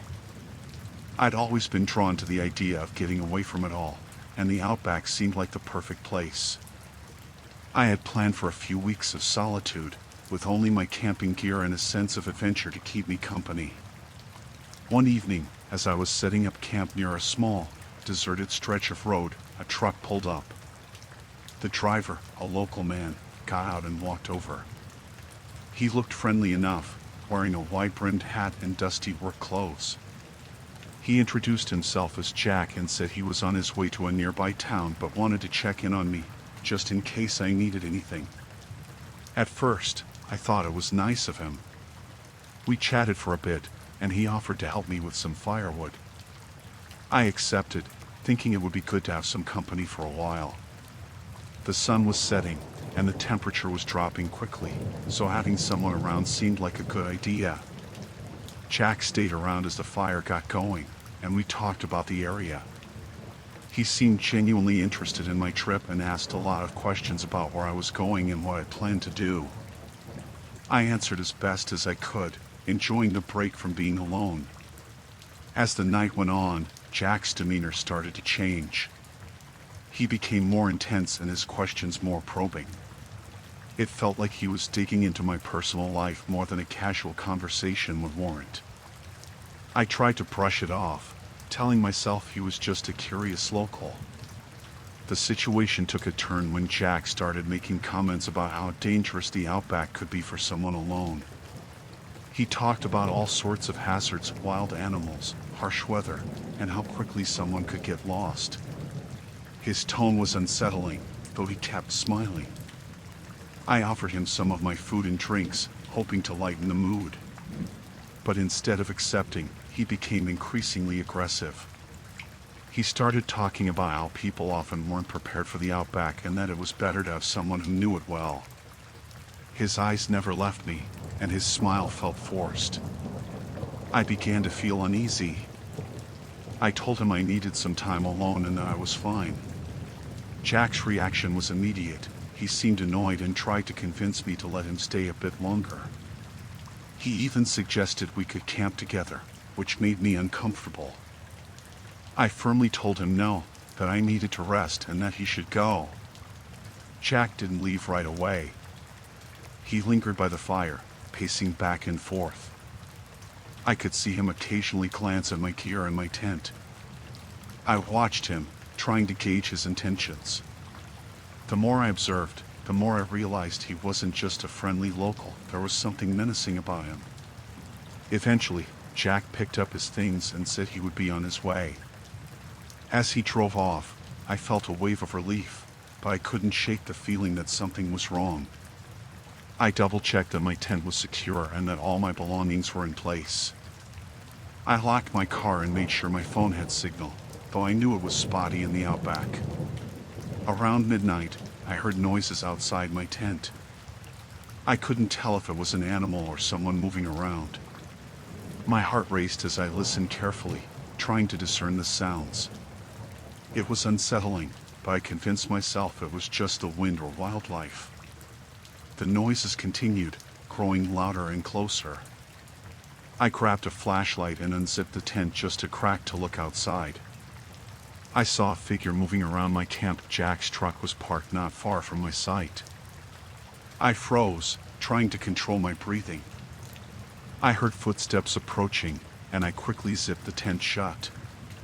My mind raced as I tried to think of what to do. I didn't have much in terms of protection, and I was isolated with no immediate help available. I considered my options and knew I needed to stay quiet and calm. The footsteps stopped, but I could hear muffled voices. Jack was talking, but I couldn't make out the words. The fear in me grew as I realized he was likely not alone.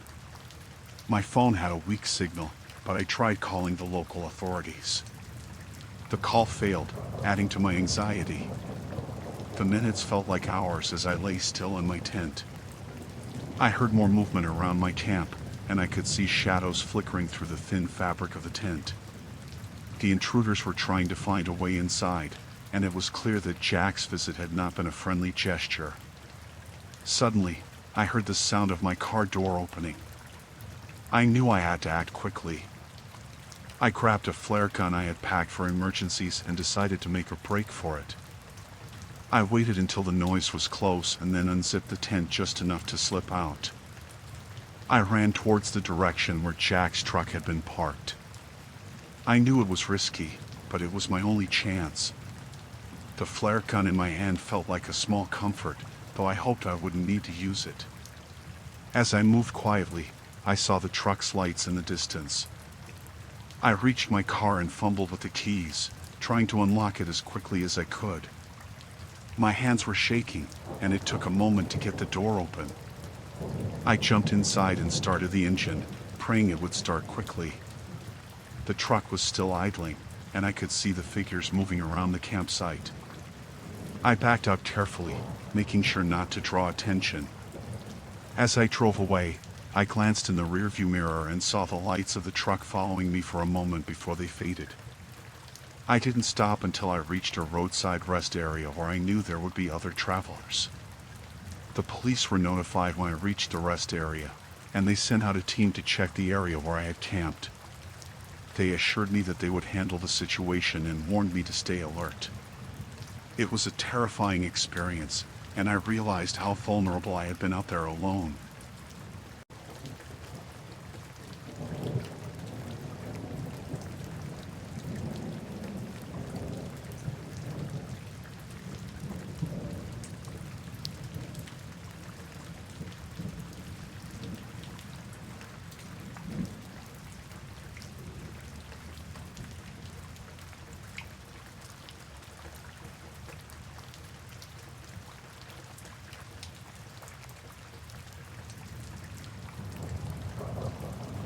Last Friday night, I had a really unsettling experience in my own city of Seattle.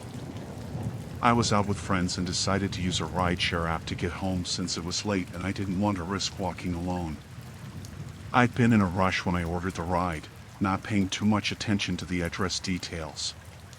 The ride was uneventful, but when I got out of the car, I immediately knew something was wrong. I was at the wrong address. My apartment wasn't anywhere near where the driver had dropped me off. I double-checked the address on my phone, and sure enough, it was a few blocks away from where I stood. I tried to stay calm and started walking towards my apartment. The area was quiet, and it felt like I was the only one around. As I walked, I noticed a group of men standing on the corner of the street. They looked like they were hanging out, but their attention seemed to shift toward me as I passed by. They didn't say anything, just watched me. At first, I thought maybe I was just being paranoid. It was late, and I was alone, so my nerves were on edge. I picked up my pace, hoping to get home quickly. The last thing I wanted was to be out in the dark, alone, in a part of town I wasn't familiar with. I glanced back and saw that the group of men had started following me. I quickened my pace, and so did they. I could hear their footsteps behind me, which made my heart race. I tried to stay composed and not let them see how scared I was. I turned onto a side street, hoping to lose them, but they followed. My mind raced as I tried to think of a way to get out of this situation. I knew I had to find a place where there were more people or somewhere safe. I spotted a small convenience store down the road. It was open, and the lights were on. I hurried towards it, hoping to blend in with the crowd inside. As I walked in, I could see the men stopping outside, looking at the store with confusion. They didn't enter. Inside, I tried to act casual, like I was just shopping. I grabbed a few items, hoping to buy some time and to make it seem like I was just passing through. The store clerk looked at me with concern, but I didn't want to alarm him. I kept my head down and paid for the items. After a few minutes, I felt safe enough to leave. I peeked outside and saw that the men were gone. I took a deep breath and walked briskly towards my apartment, staying alert the whole way. My phone buzzed with a notification from the rideshare app, reminding me to rate the driver. I was too shaken to even think about that. When I finally reached my apartment, I locked the door and checked all the windows to make sure they were secure. I couldn't shake the feeling of unease. I was relieved to be inside, away from the street and whatever might have happened if I hadn't found that store. The next day, I reported the issue to the rideshare company. They were apologetic and offered a refund, but it did little to ease my nerves. I also made sure to check the address more carefully in the future and be more aware of my surroundings, especially when using a rideshare service.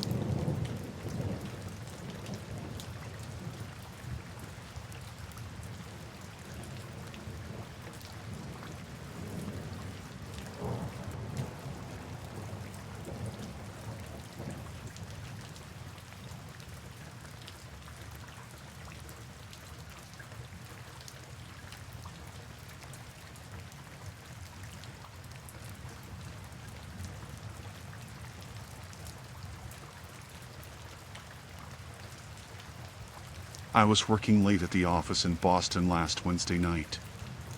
The project had a tight deadline, and I knew I was going to be there for hours.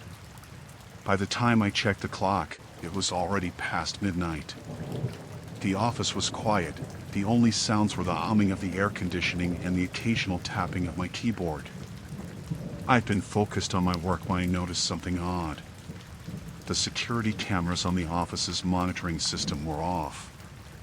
At first, I thought it might be a glitch, but then I remembered the security protocol. The camera should always be on, especially at night. I tried calling the security office, but the line was dead. I felt a chill run down my spine, but I brushed it off. Maybe it was just a technical problem.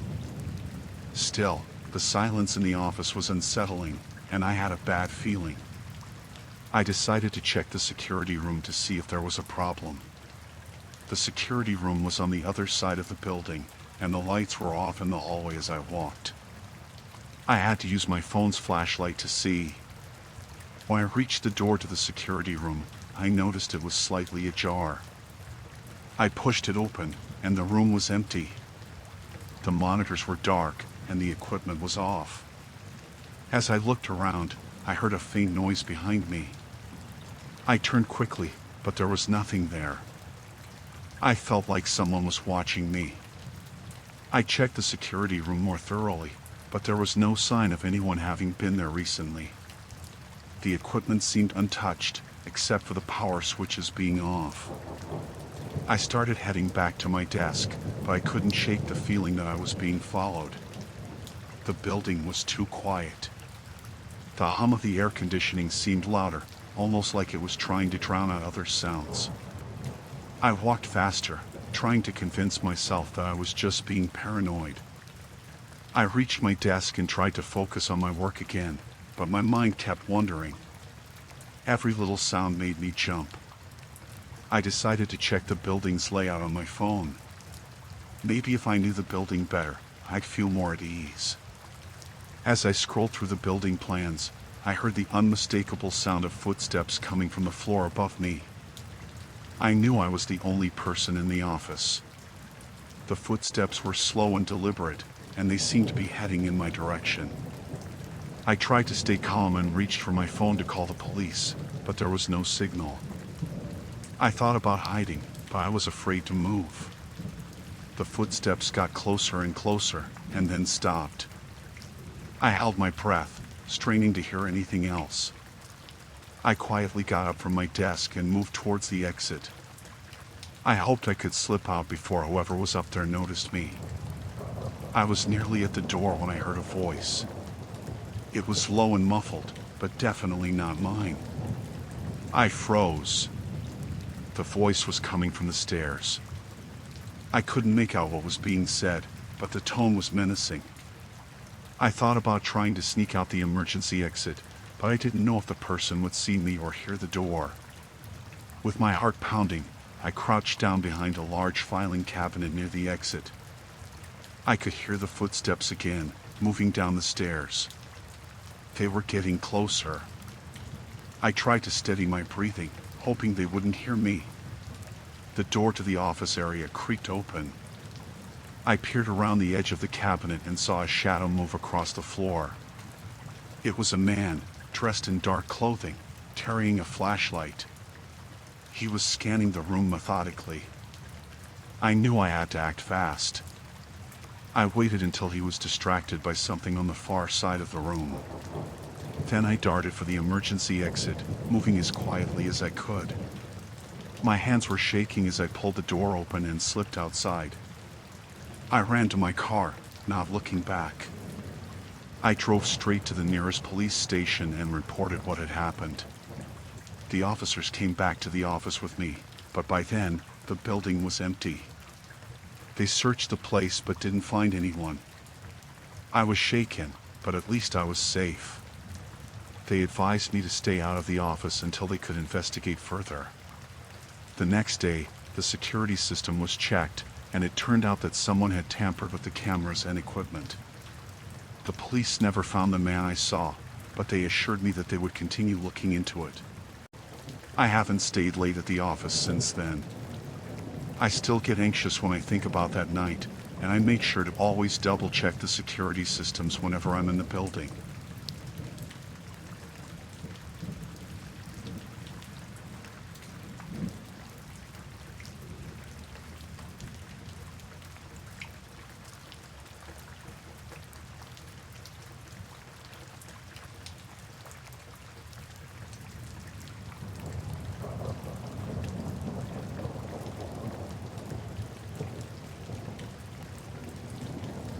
I was driving home from a long day at work, heading back to my place in Tucson.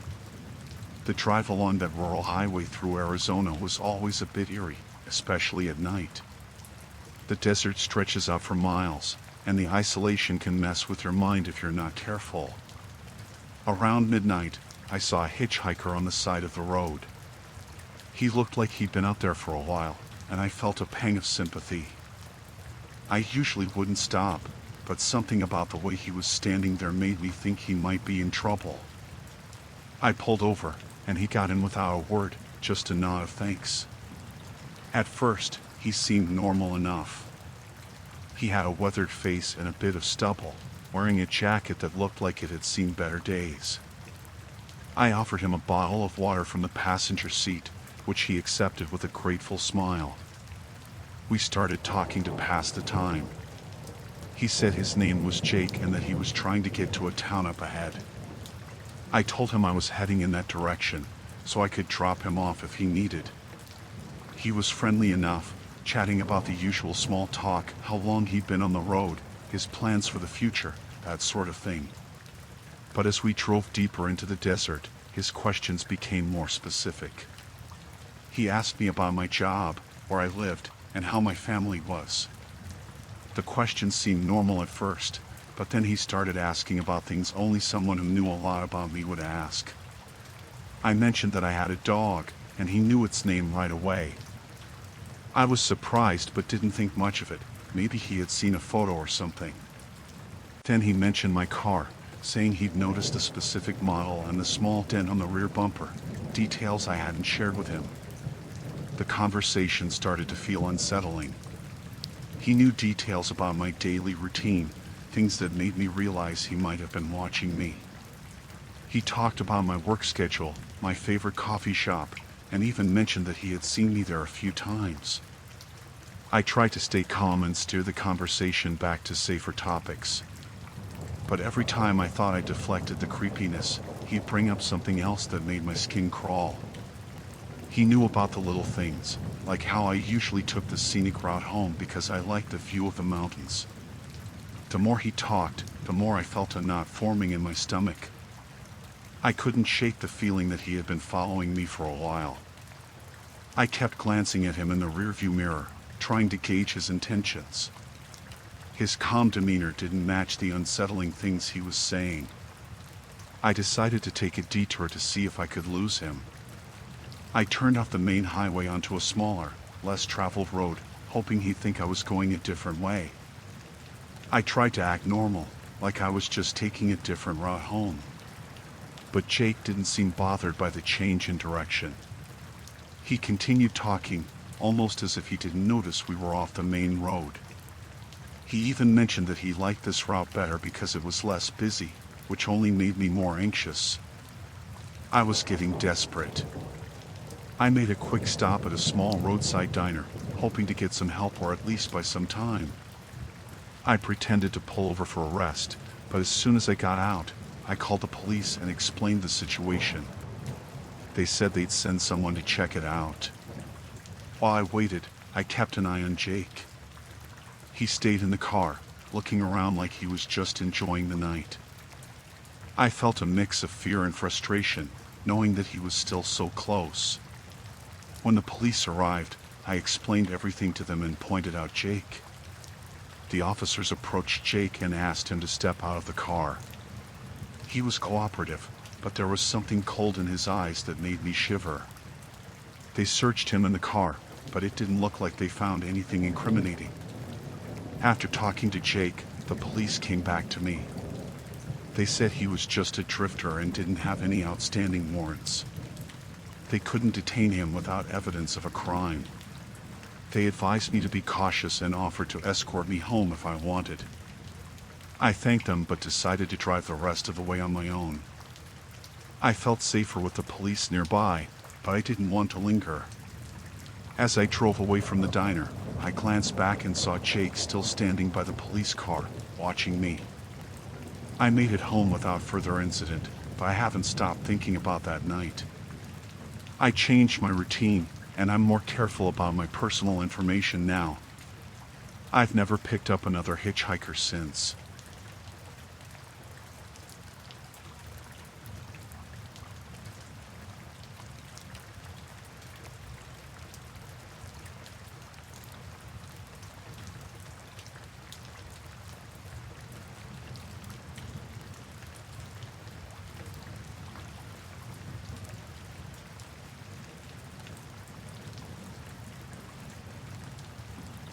I went camping to get away from everything. The rain started not long after I set up my tent. It was heavy and cold, but I didn't mind. I just wanted peace. My family had been fighting a lot, and I needed a break. I was sitting under the tarp I had set up, listening to the rain, when I saw her. She stumbled into my campsite, soaked and shivering. She looked terrified. "Please, help me," she said. I got up and helped her sit down under the tarp. "What happened?" I asked. She was shaking so much she could barely speak. "He's coming. He's after me," she said. "I need to hide." I didn't know who she was talking about, but I could see the fear in her eyes. I gave her my jacket and some water.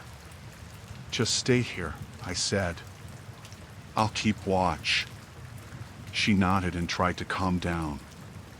I went to the edge of the campsite and looked around. I couldn't see anyone, but the rain made it hard to see anything.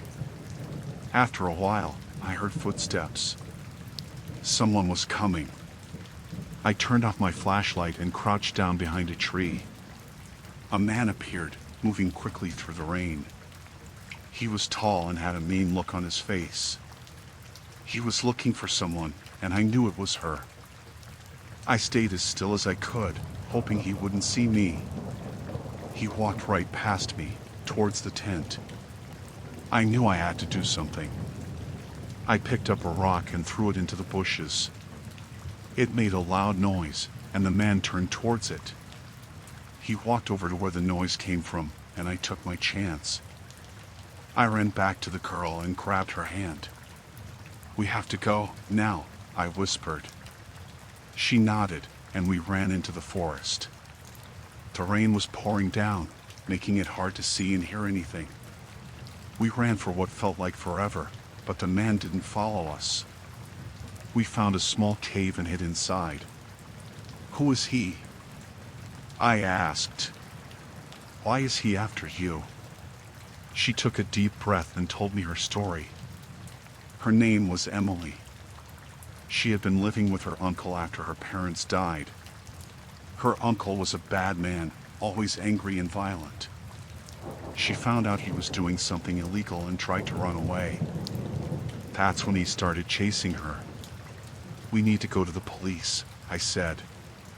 She shook her head. "He has friends in the police. They won't help us." I didn't know what to do. We couldn't stay in the cave forever, but it wasn't safe to go back to the campsite. We waited until the rain slowed down a bit. Then we left the cave and started walking through the forest. I tried to keep us moving in the right direction, but it was hard to tell where we were going. We were both tired and scared. We heard a noise behind us. It was him. He had found us. We started running again, but he was faster. He caught up to us and grabbed Emily. She screamed, and I tried to help, but he pushed me away. He had a knife.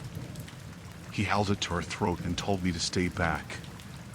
I could see the fear in her eyes. I had to do something. I picked up a stick and hit him as hard as I could. He dropped the knife and let go of Emily. We ran again, but he wasn't far behind. I could hear him shouting, getting closer. We reached a road and saw a car coming. I waved it down, and the driver stopped. "Please help us," I said. "He's trying to kill us." The driver let us in, and we sped off. We looked back and saw the man standing in the road, getting smaller and smaller as we drove away. We went to the nearest town and found a police station. This time, they believed us. They arrested Emily's uncle and his friends. Emily was safe, and I went back home.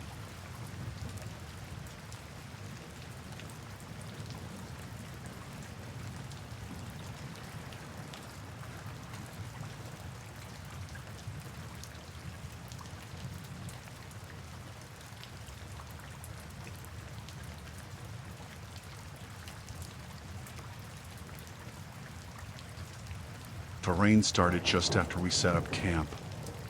We were deep in the woods, far from anyone else. The sound of the rain on the tent was almost calming. Almost. We had planned this trip for months. A chance to disconnect, to get away from the city and its noise. But now, in the rain, everything felt different. The fire was hard to keep going, but we managed. Jenny and I sat close to it, trying to stay warm and dry. We laughed about the rain, joked about how nothing ever goes as planned. Then, we heard it. Voices. Faint at first, then louder. Men, and they didn't sound friendly.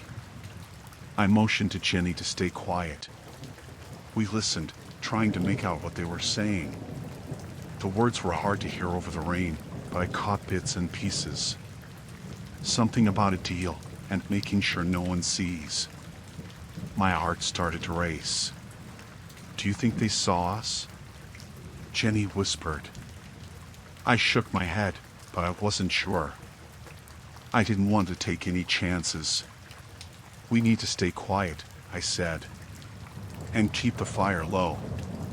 We sat there, tense, listening. The voices grew closer, then faded again.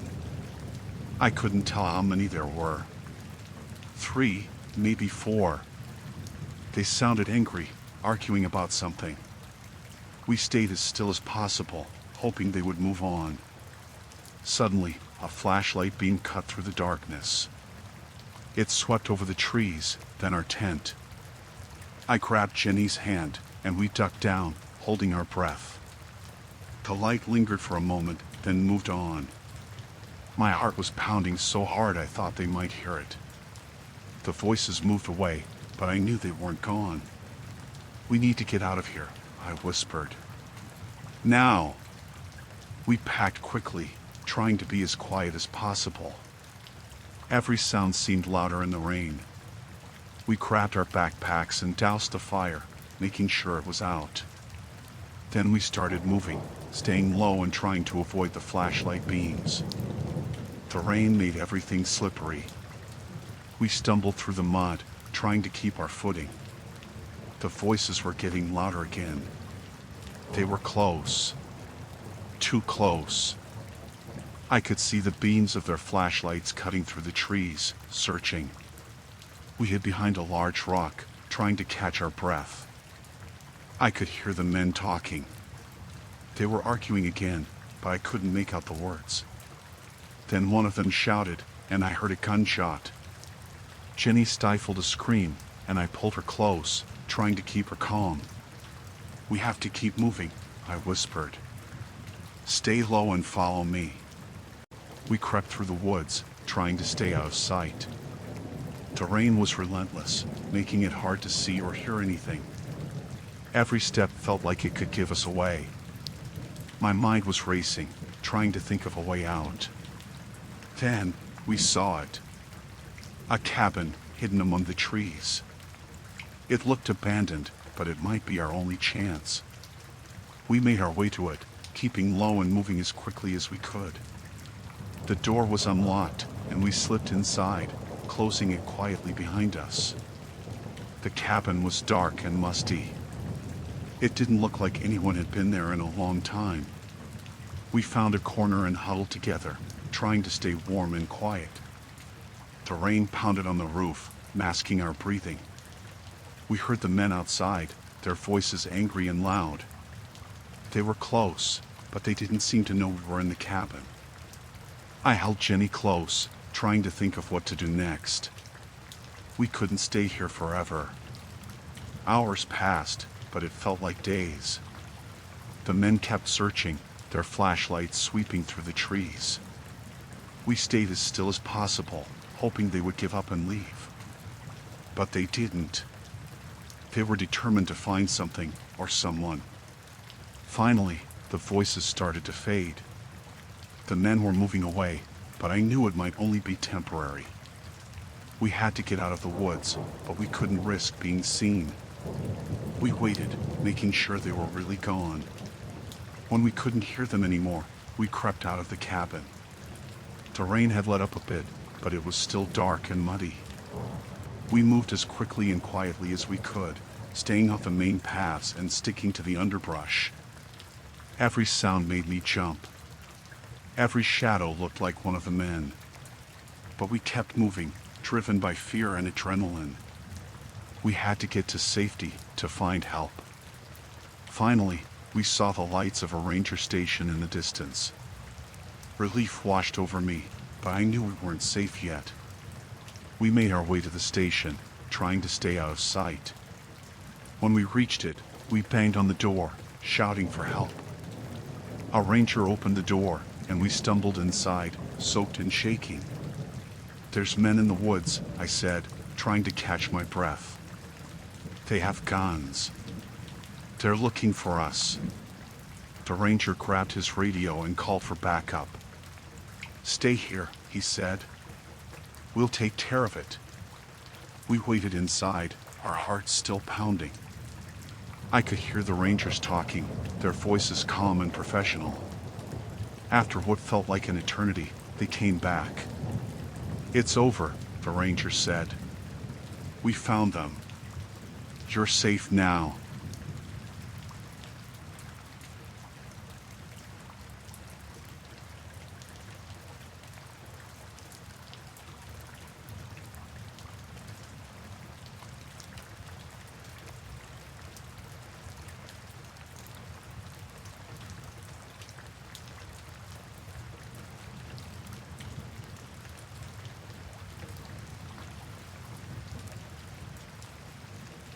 Paul, Dana, and I were camping deep in the woods.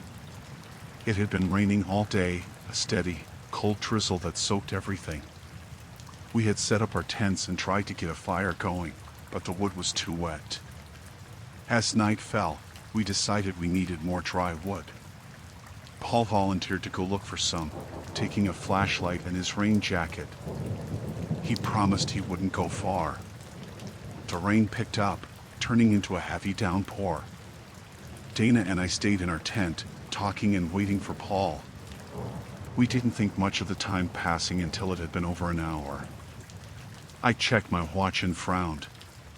It shouldn't have taken him that long. We started to get worried. "We should go look for him," Dana said. I agreed, and we grabbed our flashlights and rain gear. We left our tent, the cold rain instantly soaking through our clothes. The forest was dark and eerily quiet except for the sound of the rain. We called out for Paul as we walked, our voices swallowed by the rain. The beam from our flashlights cut through the darkness, but it was hard to see far. The forest seemed to close in around us. We walked in the direction Paul had gone, keeping an eye out for any sign of him. We found his flashlight first. It was lying in the mud, still on. I picked it up and showed it to Dana. She looked scared. "Where is he?" she asked, her voice trembling. I didn't have an answer. We kept going, now calling out louder, our voices edged with panic. Then we saw something that made my blood run cold. There were drag marks in the mud, leading away from the trail. I pointed them out to Dana, and we followed them, our hearts pounding. The marks led to a small clearing. In the middle of the clearing, there was a large tree, its trunk gnarled and twisted. At the base of the tree, we found Paul's rain jacket, torn and muddy. There were also strange marks on the tree, like someone had scratched it deeply. "Paul!" Dana screamed, but there was no answer. We looked around, shining our flashlights in every direction. The rain was relentless, making it hard to see or hear anything. Then we found blood. It was mixed with the rainwater, forming dark streaks in the mud. My stomach turned, and I felt a wave of fear wash over me. Dana was crying, but we had to keep going. We followed the blood, our flashlights shaking in our hands. The trail led us to an old, abandoned cabin. The door was hanging off its hinges, and the windows were broken. It looked like no one had been there in years. We approached cautiously, our footsteps squelching in the mud. Inside, the cabin was dark and musty. There was a strong smell of decay. We moved our flashlights around, searching for any sign of Paul. In the corner, we found a pile of old clothes and blankets. Dana gasped and pointed. There was a hand sticking out from under the pile. We rushed over and started pulling the blankets away. It was Paul. He was unconscious, but he was alive. There were bruises on his face and arms, and his clothes were torn. We tried to wake him up, but he didn't respond. We heard a noise behind us. Turning quickly, we saw a shadow move across the doorway. Someone was outside, watching us. Dana and I froze, our hearts racing. I grabbed a piece of wood from the floor, ready to defend us. The shadow moved closer, and a man stepped into the cabin. He was tall and thin, with wild eyes and dirty clothes. He looked at us and smiled, a twisted, menacing smile. "What are you doing here?" he asked, his voice low and menacing. "We're leaving," I said, trying to sound braver than I felt. "We're taking our friend and leaving." The man laughed, a cold, hollow sound. "I don't think so," he said, stepping closer. I swung the piece of wood at him, but he was fast. He grabbed it and shoved me hard, sending me crashing into the wall. Dana screamed, and the man lunged at her. She tried to fight him off, but he was too strong. I struggled to my feet and tackled him, knocking him away from Dana. We wrestled on the floor, the rain pounding on the roof above us. I managed to grab a rock and hit him on the head. He grunted and fell back, dazed. "Help me with Paul," I shouted to Dana. We lifted Paul and dragged him out of the cabin. The man was starting to recover, and we didn't have much time. We stumbled through the rain, heading back towards our camp. We didn't stop until we reached our tent. We laid Paul down and checked his injuries. He was starting to come around, groaning in pain. I looked back towards the forest, but there was no sign of a man. We packed up quickly, not wanting to stay a moment longer. Paul was weak, but he could walk with our help. We made our way back to the car, the rain finally starting to let up. When we reached the car, we drove straight to the nearest town and went to the hospital. Paul was treated for his injuries, and we told the police everything that had happened. They searched the forest and found the cabin, but the man was gone. We were all shaken by the experience. I couldn't stop thinking about that man, and what he might have done if we hadn't found Paul in time. The forest, once a place of peace and beauty, now felt dangerous and haunted.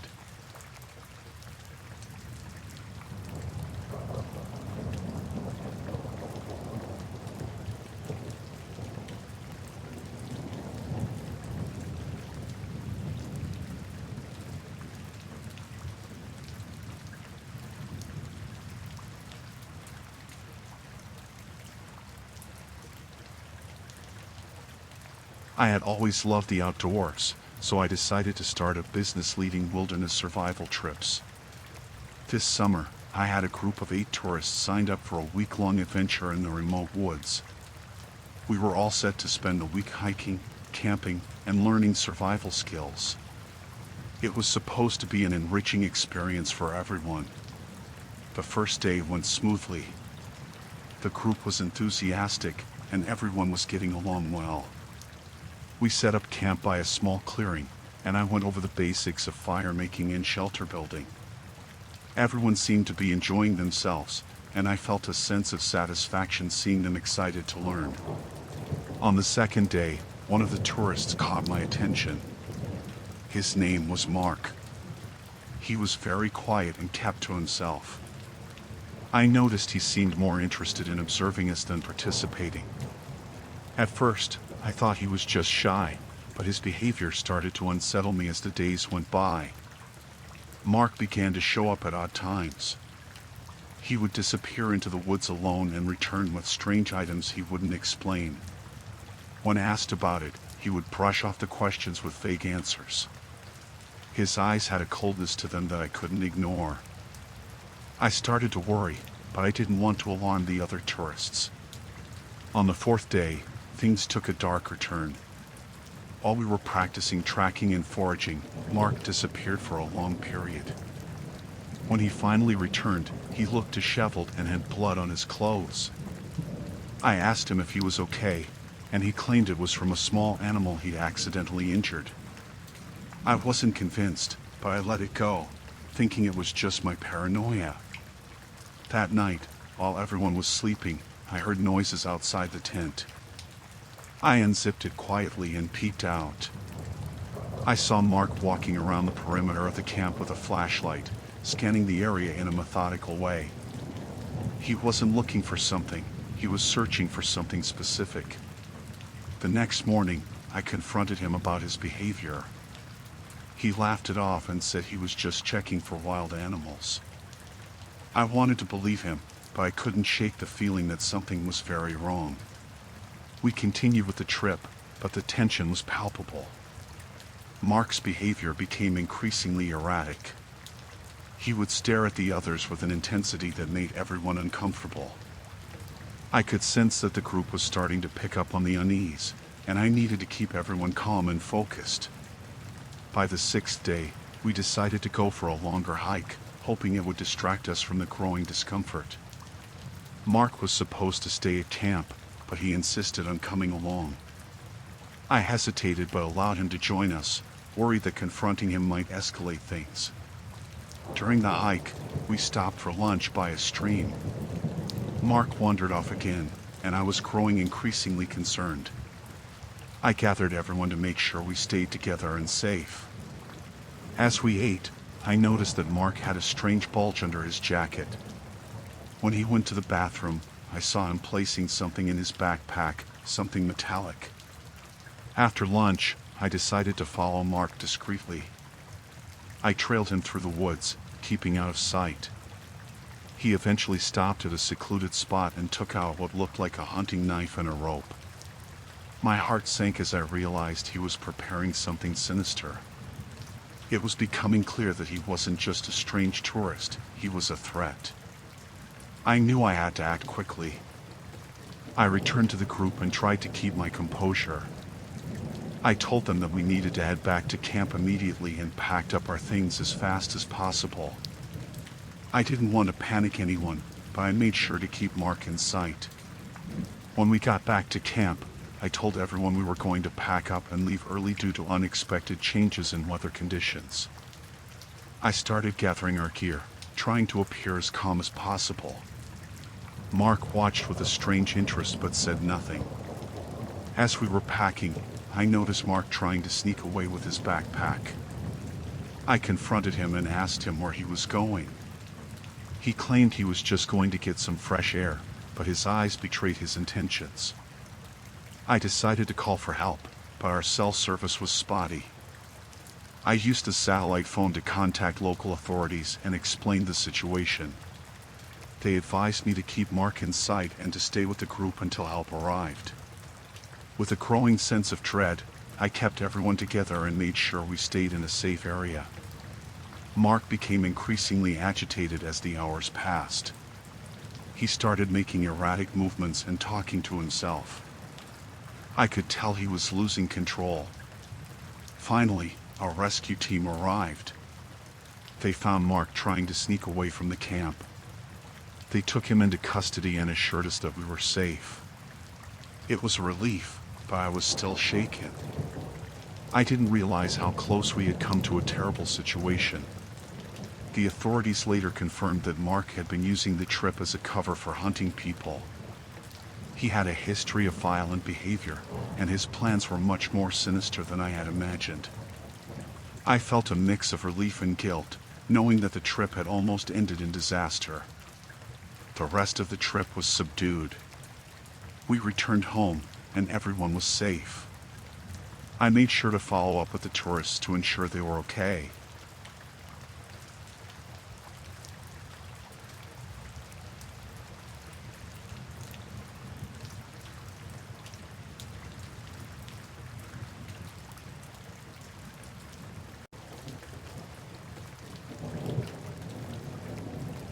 It was supposed to be the perfect summer vacation. My family and I had saved up for months to stay at this luxury resort. The place was beautiful, with pristine beaches, lush gardens, and every amenity you could imagine. We arrived on a sunny afternoon, and everything seemed perfect. The first couple of days were bliss. We swam in the pool, lounged on the beach, and enjoyed the all-inclusive meals. But on the third night, my husband, Mark, started feeling sick. He thought it was just something he ate, but by morning, he was much worse. I took him to the resort's clinic. The doctor there was calm, almost too calm, and gave him some pills. Mark slept most of the day, and I started to feel uneasy. That night, our kids, Emily and Jake, began to complain of stomach aches. Panic set in as they both got worse quickly. By the next morning, all three were too weak to leave the room. I called for a doctor again, but they were slow to respond. When they finally came, they just gave more pills and assured me it was a common bug. Something felt off. The staff's reassurances didn't match the severity of what was happening. I decided to skip the resort's meals and bought some groceries from a nearby store. I cooked in our small kitchen, hoping it would help, but there was no change. I spent the night watching over my family, unable to sleep. That's when I noticed a few staff members lingering outside our room, whispering to each other. The next day, I went to the front desk and demanded to speak with the manager. They gave me the runaround, saying he was busy. My frustration grew. I started to observe the staff more closely and noticed something strange. They seemed overly attentive, always watching us. My mind raced with possibilities. Why were they so interested in us? What was really happening? I decided to take matters into my own hands. I snuck out of the room and wandered around the resort, looking for answers. In the basement, I found a locked door with a keypad. I waited until a staff member approached and saw them enter the code. I memorized it and returned later when the coast was clear. Inside, I discovered a makeshift lab with medical equipment and files on various guests, including my family. My heart pounded as I read through the files. It looked like they had been experimenting with different drugs, testing their effects on guests. I took photos of the documents with my phone and hurried back to the room. I needed to get my family out of there. When I returned, 2 staff members were in our room, trying to give my family more pills. I confronted them, and they became aggressive, insisting it was for their own good. I managed to get them out of the room and locked the door behind them. I packed our bags quickly and helped my husband and kids out of bed. They were weak, but we needed to leave. I called for a taxi, but none were available. The resort staff had likely anticipated this. We had no choice but to walk to the nearest town, a few miles away. The journey was slow and agonizing. My family could barely walk, and I was terrified we wouldn't make it. We finally reached a small clinic in the town. The local doctor was shocked at their condition and admitted them immediately. He confirmed my suspicions. They had been poisoned. I showed him the photos I took, and he contacted the authorities. My family was treated and started to recover, but the memory of that place haunted us. The resort was shut down, and the staff involved were arrested. It turned out they had been part of a larger operation, testing drugs on unsuspecting guests. Our perfect vacation turned into a nightmare, but we were lucky to get out alive.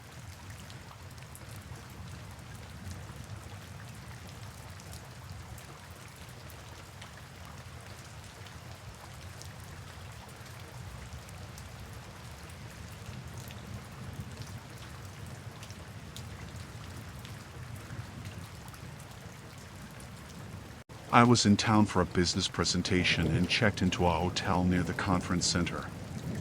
The room seemed nice enough, and I started unpacking my things. I was a bit nervous about the presentation, so I decided to practice my speech in front of the mirror. As I was going through my notes, I noticed a small, blinking light in the corner of the room. At first, I thought it was a smoke detector or some kind of sensor. But then I realized it was coming from a tiny hole in the wall. I got closer and saw a small lens inside. It was a camera, and it was pointed directly at the bed. My heart started racing. Someone had been watching me. I felt exposed and violated. I tried to think logically about what to do next. I didn't want to stay in the room, but I also didn't want to make a scene without being sure. I took a deep breath and decided to call the front desk. I told them there was something wrong with my room and asked if someone could come up. A few minutes later, a man from maintenance knocked on the door. I showed him the camera, and he looked shocked. He said he would report it to the manager right away. The manager came up shortly after and apologized profusely. He said they had no idea how the camera got there and assured me they would investigate. He offered me a different room and some free meals as compensation. I didn't feel much better, but I didn't have a choice. I needed to stay for the presentation. I moved to the new room, but I couldn't shake the feeling that I was being watched. I checked every corner, every vent, and every piece of furniture. I found nothing, but I still felt uneasy. I tried to focus on my presentation, but my mind kept drifting back to the camera. That night, I couldn't sleep. Every noise made me jump. I kept thinking about who could have put the camera there and why. I decided I had to do something more. I couldn't just let it go. In the morning, I went to the manager again. I demanded to know what they had found out. He said they were still investigating but hadn't discovered anything yet. He assured me they took my privacy seriously and were doing everything they could. I didn't believe him. I felt like they were just trying to cover it up. I decided to take matters into my own hands. I went to the local police station and reported what I had found. They took my statement and said they would look into it. Back at the hotel, I felt even more paranoid. I knew someone was watching me, but I didn't know who or why. I stayed in my room as much as possible and avoided interacting with anyone. I kept my curtains closed and didn't use the hotel Wi-Fi. The next day, I had my presentation. It went well, but I could hardly concentrate. I kept looking at the audience, wondering if the person behind the camera was there, watching me. After it was over, I went straight back to my room. That evening, there was a knock on my door. It was the police. They said they had found something. They asked if they could come in and talk. I let them in, and they told me they had found more cameras in other rooms. It wasn't just me. There were at least 3 other rooms with hidden cameras. They said they were questioning the staff and reviewing security footage.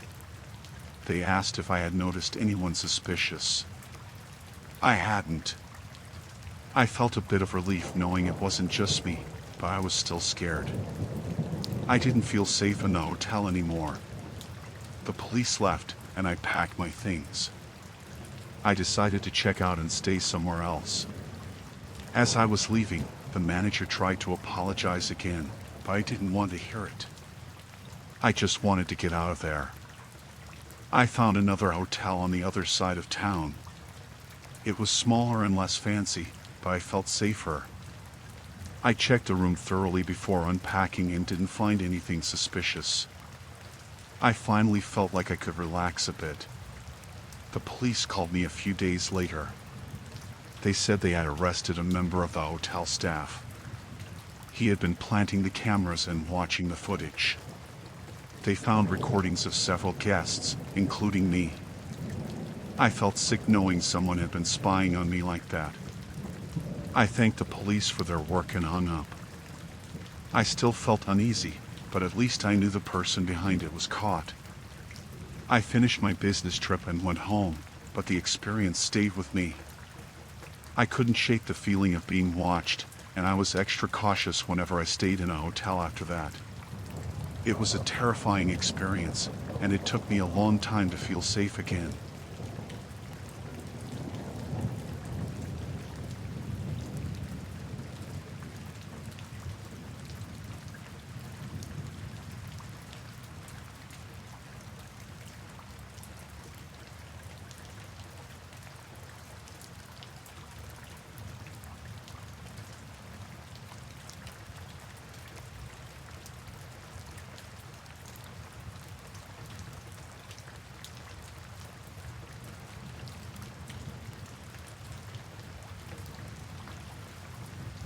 My car broke down in the middle of nowhere.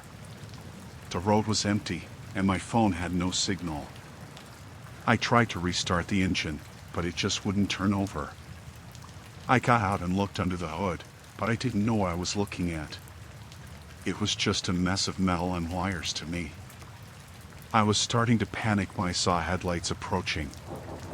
I waved my arms, hoping they would stop. The car slowed down and pulled over. A man rolled down his window and asked if I needed help. I told him my car wouldn't start and I needed a tow truck. He looked at my car and said he could give me a ride to the nearest town. I hesitated, but it was getting late and I didn't want to be stranded all night. I thanked him and got in. He seemed friendly enough, middle-aged, with a kind smile. We drove for a few minutes in silence. Then he started asking me questions. Where was I from? What was I doing out here? I answered politely, but something about his tone made me uneasy. He was too interested, too eager to know everything about me. I noticed we were heading in the opposite direction of the nearest town. I told him he was going the wrong way. He glanced at me and smiled, but didn't turn around. He said he knew a shortcut. My stomach twisted. Something was off. I asked him again to turn around, but he ignored me. I reached for my phone, hoping to find a signal, but there was none. He noticed and chuckled, saying it was pointless out here. My heart was pounding. I had to get out of this car. I told him to stop and let me out. He just kept driving, his smile gone now, replaced with a cold, hard look. I grabbed the door handle, but it wouldn't open. Child locks. My panic rose. I was trapped. I started yelling at him, demanding he let me out. He laughed, a low, chilling sound. He said I wasn't going anywhere. I looked around the car, desperate for something to defend myself with. There was nothing. Just an old blanket on the back seat.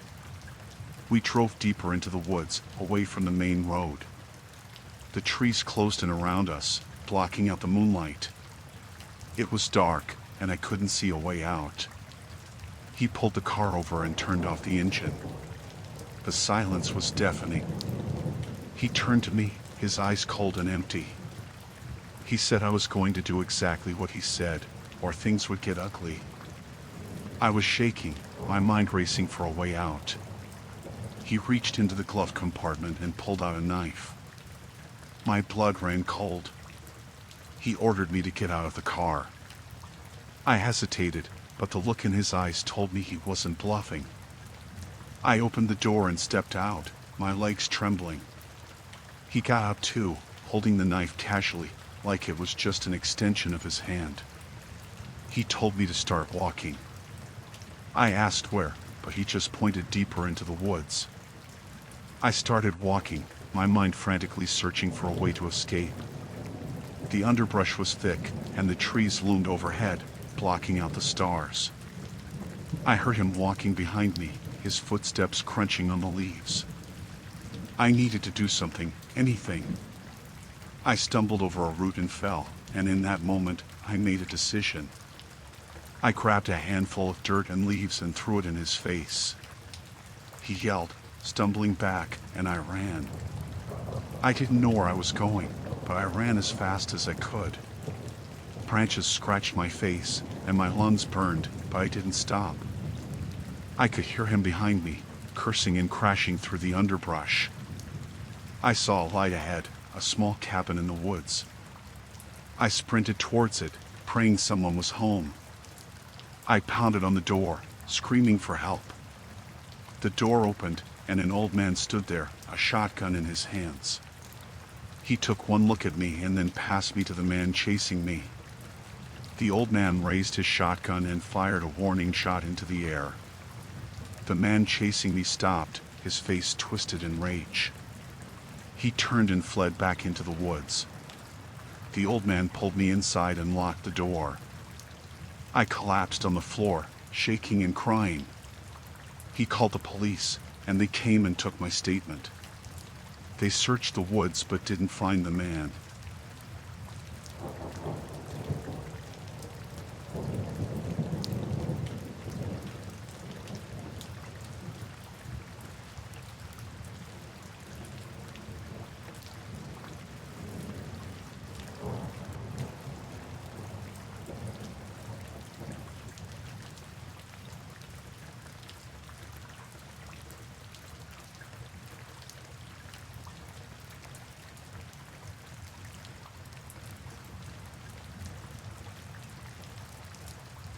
I was driving alone on a long stretch of highway. The rain started coming down harder, making it difficult to see. The windshield wipers were going full speed, but it didn't seem to help much. The road was nearly deserted, and I felt a bit uneasy. It was the kind of night that made you wish you weren't alone. I saw a figure on the side of the road, drenched and holding out a thumb. Normally, I wouldn't pick up a hitchhiker, but the weather was awful, and I felt a pang of sympathy. I pulled over and rolled down the window. "Need a ride?" I asked. He smiled, his face partly hidden by the hood of his jacket. "Yes, please. It's miserable out here." He climbed in, bringing a wave of cold, wet air with him. I turned up the heat and started driving again. We exchanged small talk at first. His name was Mike. He seemed friendly enough, talking about the weather and his bad luck with his car breaking down. I felt more relaxed with him in the car, the company breaking the monotony of the drive. But as the rain got heavier, something in his demeanor changed. His responses became shorter, his tone more serious. I tried to keep the conversation going, but it felt forced. There was a tension in the air that I couldn't quite place. Suddenly, he reached over and locked the car doors. I glanced at him, my heart starting to race. "Why did you do that?" I asked, trying to keep my voice steady. "For safety," he replied, but there was something unsettling in his voice. He turned to face me, his eyes cold and calculating. "Keep driving." Fear gripped me. "What's going on?" I demanded, my voice shaking. He pulled a knife from his jacket and held it up where I could see it. "Just keep driving," he said calmly. "And don't do anything stupid." My mind raced, trying to think of a way out. The rain was pounding on the roof, the road a blur in the headlights. I had to stay calm, had to think. "Where are we going?" I asked, hoping to buy some time. "There's a rest area a few miles up the road." "Pull in there," he ordered. I nodded, trying to keep my breathing steady. The rest area wasn't far, and I had to find a way to escape before we got there. I kept glancing at the road, looking for any opportunity.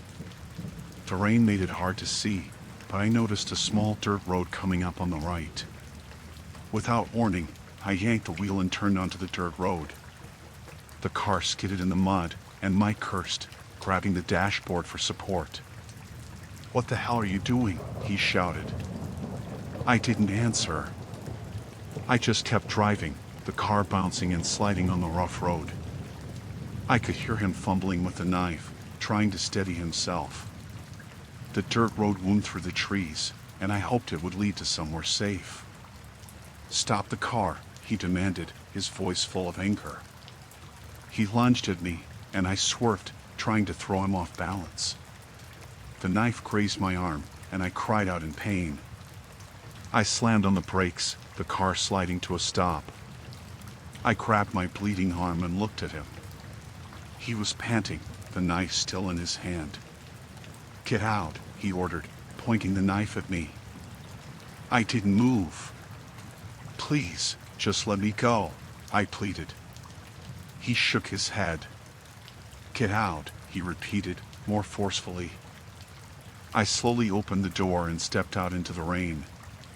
It was freezing, the water soaking through my clothes instantly.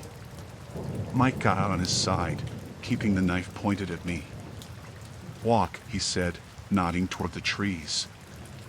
I started walking, my mind racing. The rain was so heavy I could barely see a few feet ahead. I had to find a way to escape, to get away from him. He was right behind me, the knife glinting in the dim light. We walked for what felt like hours, the mud sucking at my shoes, the rain relentless. My arm throbbed where he had cut me, and I was starting to feel dizzy. I had to do something, had to find a way to get away. Suddenly, I heard a noise, a rustling in the trees. I stopped, turning to look. Mike grabbed my arm, pulling me forward. "Keep moving," he snapped. But the noise came again, closer this time. It sounded like footsteps. I glanced around, trying to see through the rain. "Someone's coming," I said, hoping it was true. Mike looked around, his grip on my arm tightening. "Shut up," he hissed. The footsteps were getting closer, and I could see a light bobbing through the trees. Mike cursed, pulling me toward the car. "We need to get out of here," he said, his voice panicked. I saw my chance. I twisted out of his grip and ran toward the light, screaming for help. "Help! Please, help me!" The light stopped, and I heard a voice call out. "Who's there?" Mike was right behind me, but I didn't stop. I ran as fast as I could, the mud and rain slowing me down. I could hear him cursing, struggling to keep up. I burst through the trees and saw a figure holding a flashlight. It was a man, a hunter by the looks of it. "Help me!" I cried, running toward him. He looked confused for a moment, then saw Mike coming after me. He raised the flashlight, shining it in Mike's face. "What's going on here?" he demanded. Mike stopped, the knife still in his hand. "Just a misunderstanding," he said, trying to sound calm. The hunter wasn't buying it. He raised his rifle, pointing it at Mike. "Drop the knife," he ordered. Mike hesitated, then dropped the knife in the mud. The hunter kept the rifle trained on him, his eyes narrowing. "You okay, miss?" he asked me. I nodded, tears streaming down my face. "Thank you," I whispered. The hunter kept the rifle on Mike as he called the police. They arrived quickly, taking Mike into custody. I was safe, but I knew I would never forget that night, the terror and the rain. I would never pick up a hitchhiker again. Not even for $1 million.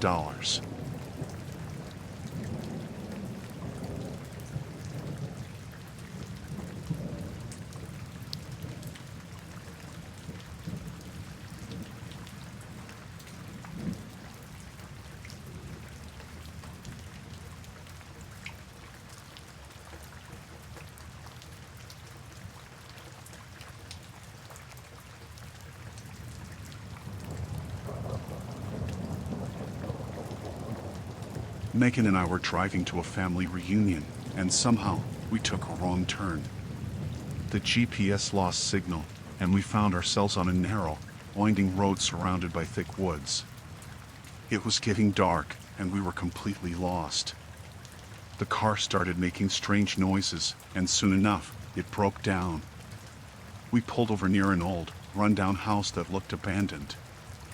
I didn't want to leave the car, but we had no choice. There was no cell service to call for help, so we decided to check if anyone was in the house. We walked up to the front door and knocked. There was no answer. The windows were dark, and the place looked like it hadn't been lived in for years. I tried the door handle, and to my surprise, it opened. We stepped inside, calling out for anyone who might be there. The inside of the house was as creepy as the outside. Dust covered everything, and the air felt thick and musty. There were old, broken pieces of furniture and tattered curtains hanging from the windows. We called out again, but still, no answer.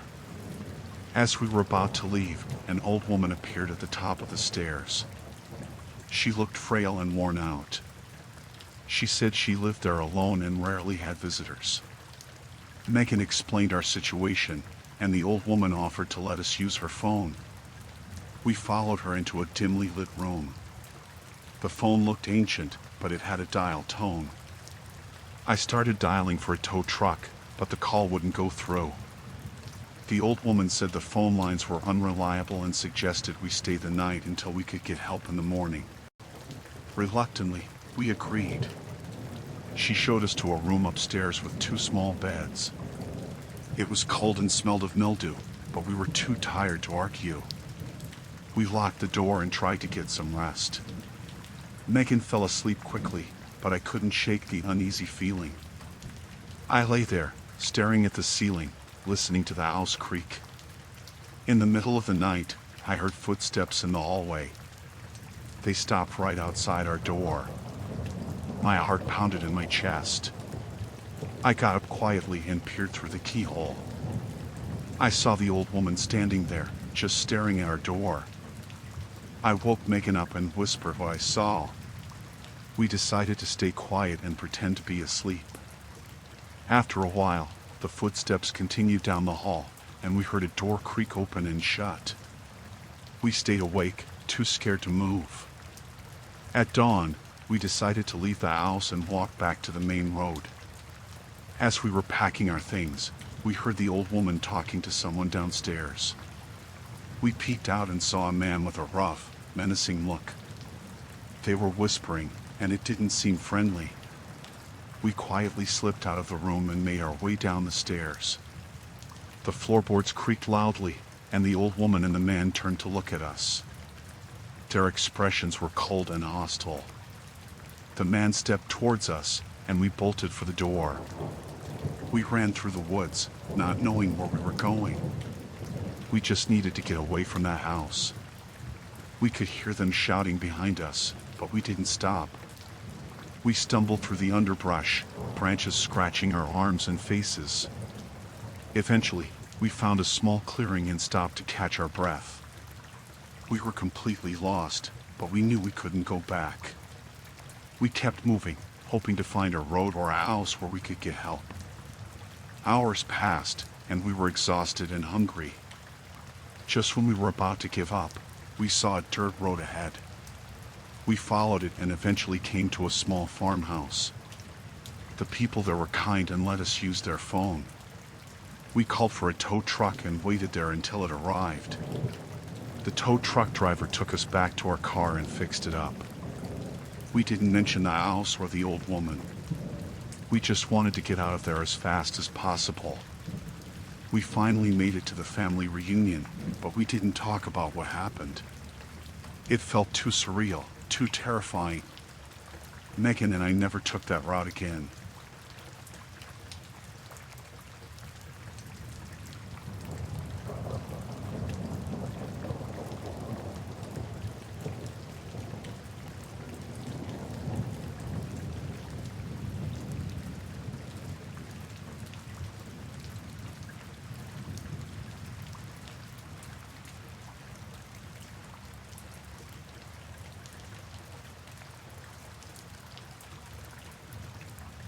The power went out around 9 p.m.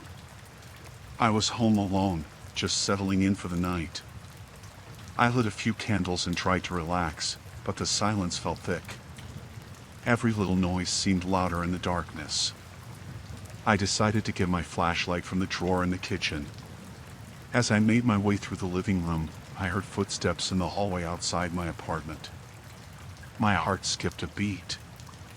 I hoped it was just a neighbor, but the footsteps stopped right in front of my door. Then came the knocking. It was frantic, almost desperate. My stomach tightened. "Who's there?" I called out, trying to keep my voice steady. There was no answer, just more knocking. I felt a chill run down my spine. The knocking turned into pounding, and I could hear someone jiggling the doorknob. I knew I had to act fast. I moved as quietly as I could to the door and double-checked the lock. It was secure, but I knew it wouldn't hold if someone really wanted to get in. I needed something to barricade the door. My mind raced as I tried to think of what I could use. The sofa was too heavy, and the dining chairs seemed too flimsy. The pounding on the door grew louder, more insistent. I grabbed the nearest chair and wedged it under the doorknob. It wasn't much, but it was something. I backed away, my heart pounding in my chest. I needed to find a place to hide. I made my way to the bedroom, keeping my steps as quiet as possible. I felt my way along the wall, my flashlight still in the kitchen where I'd left it. I cursed under my breath for not grabbing it sooner. The darkness was oppressive, and I felt vulnerable. In the bedroom, I closed the door softly behind me and locked it. I went to the window, thinking I might signal for help, but the blackout had plunged the whole city into darkness. There was no one outside, no lights, no movement. Just an eerie stillness. The pounding at the front door stopped suddenly. I strained my ears, listening for any sound. Then I heard footsteps again, moving away from my apartment. I breathed a small sigh of relief, but it was short-lived. The footsteps returned, stopping at my bedroom door. A new wave of fear washed over me. I could hear breathing on the other side of the door, heavy and ragged. The doorknob turned slowly, but the lock held. I backed away, my mind racing. I needed a weapon. Something to defend myself. I grabbed a heavy lamp from the bedside table and held it tightly, my hands trembling. The person on the other side of the door started pounding again, shouting something I couldn't make out. It sounded angry, desperate. I prayed the door would hold. I looked around the room, trying to think of an escape route. The window was the only option, but I was on the 5th floor. There was no fire escape, no way down. I felt trapped, like a cornered animal.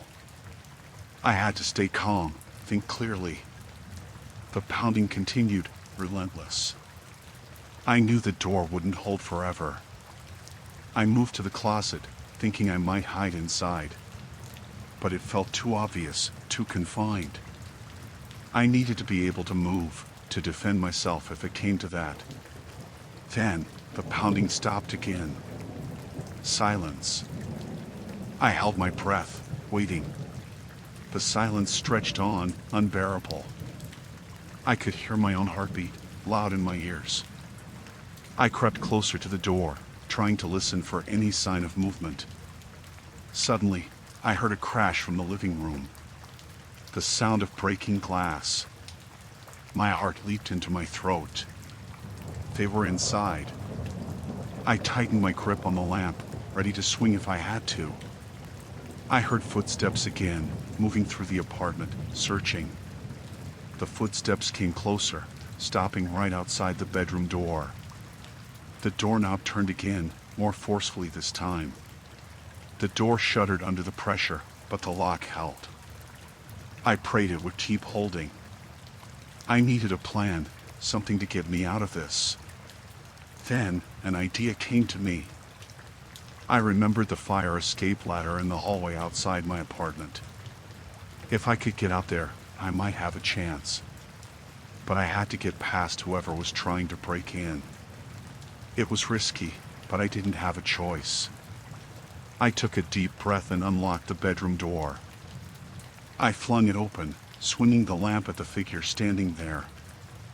I heard a grunt of pain as the lamp connected, and I didn't wait to see who it was. I ran for the front door, my heart pounding. I threw the chair aside and yanked the door open. I sprinted down the hallway to the fire escape ladder. My hands fumbled with the latch, my mind screaming at me to hurry. I could hear footsteps behind me, getting closer. Finally, the latch gave way, and I pulled the ladder down. I climbed as fast as I could, my muscles burning with the effort. I didn't look back, didn't want to see how close they were. I just kept climbing, higher and higher. When I reached the roof, I ran to the edge, looking for a way down. There was another ladder leading to the ground, and I didn't hesitate. I climbed down, every muscle in my body screaming in protest. I felt a surge of relief as I reached the ground. I ran to the nearest building, pounding on the door, shouting for help. Lights flickered on inside, and I heard someone moving. The door opened, and a man looked at me with concern. I told him what had happened, and he called the police. The police arrived quickly, and I told them everything. They searched my apartment but didn't find anyone. They said the person must have escaped when I climbed the fire escape. They assured me they would investigate, but I knew I wouldn't feel safe there again. I packed a bag and stayed with a friend for a while. The memory of that night haunted me, and I couldn't shake the feeling of being watched.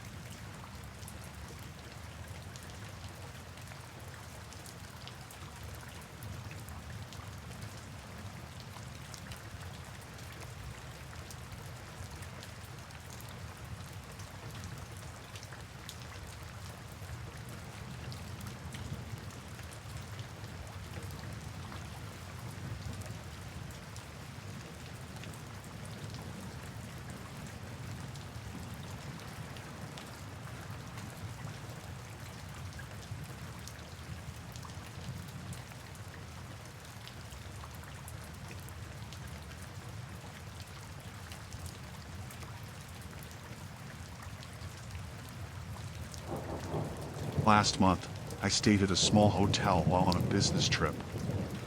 I was exhausted from a long day and just wanted to relax. When I got to my room, there was a package outside my door. It was addressed to someone else, but the name on the label didn't match anyone I knew.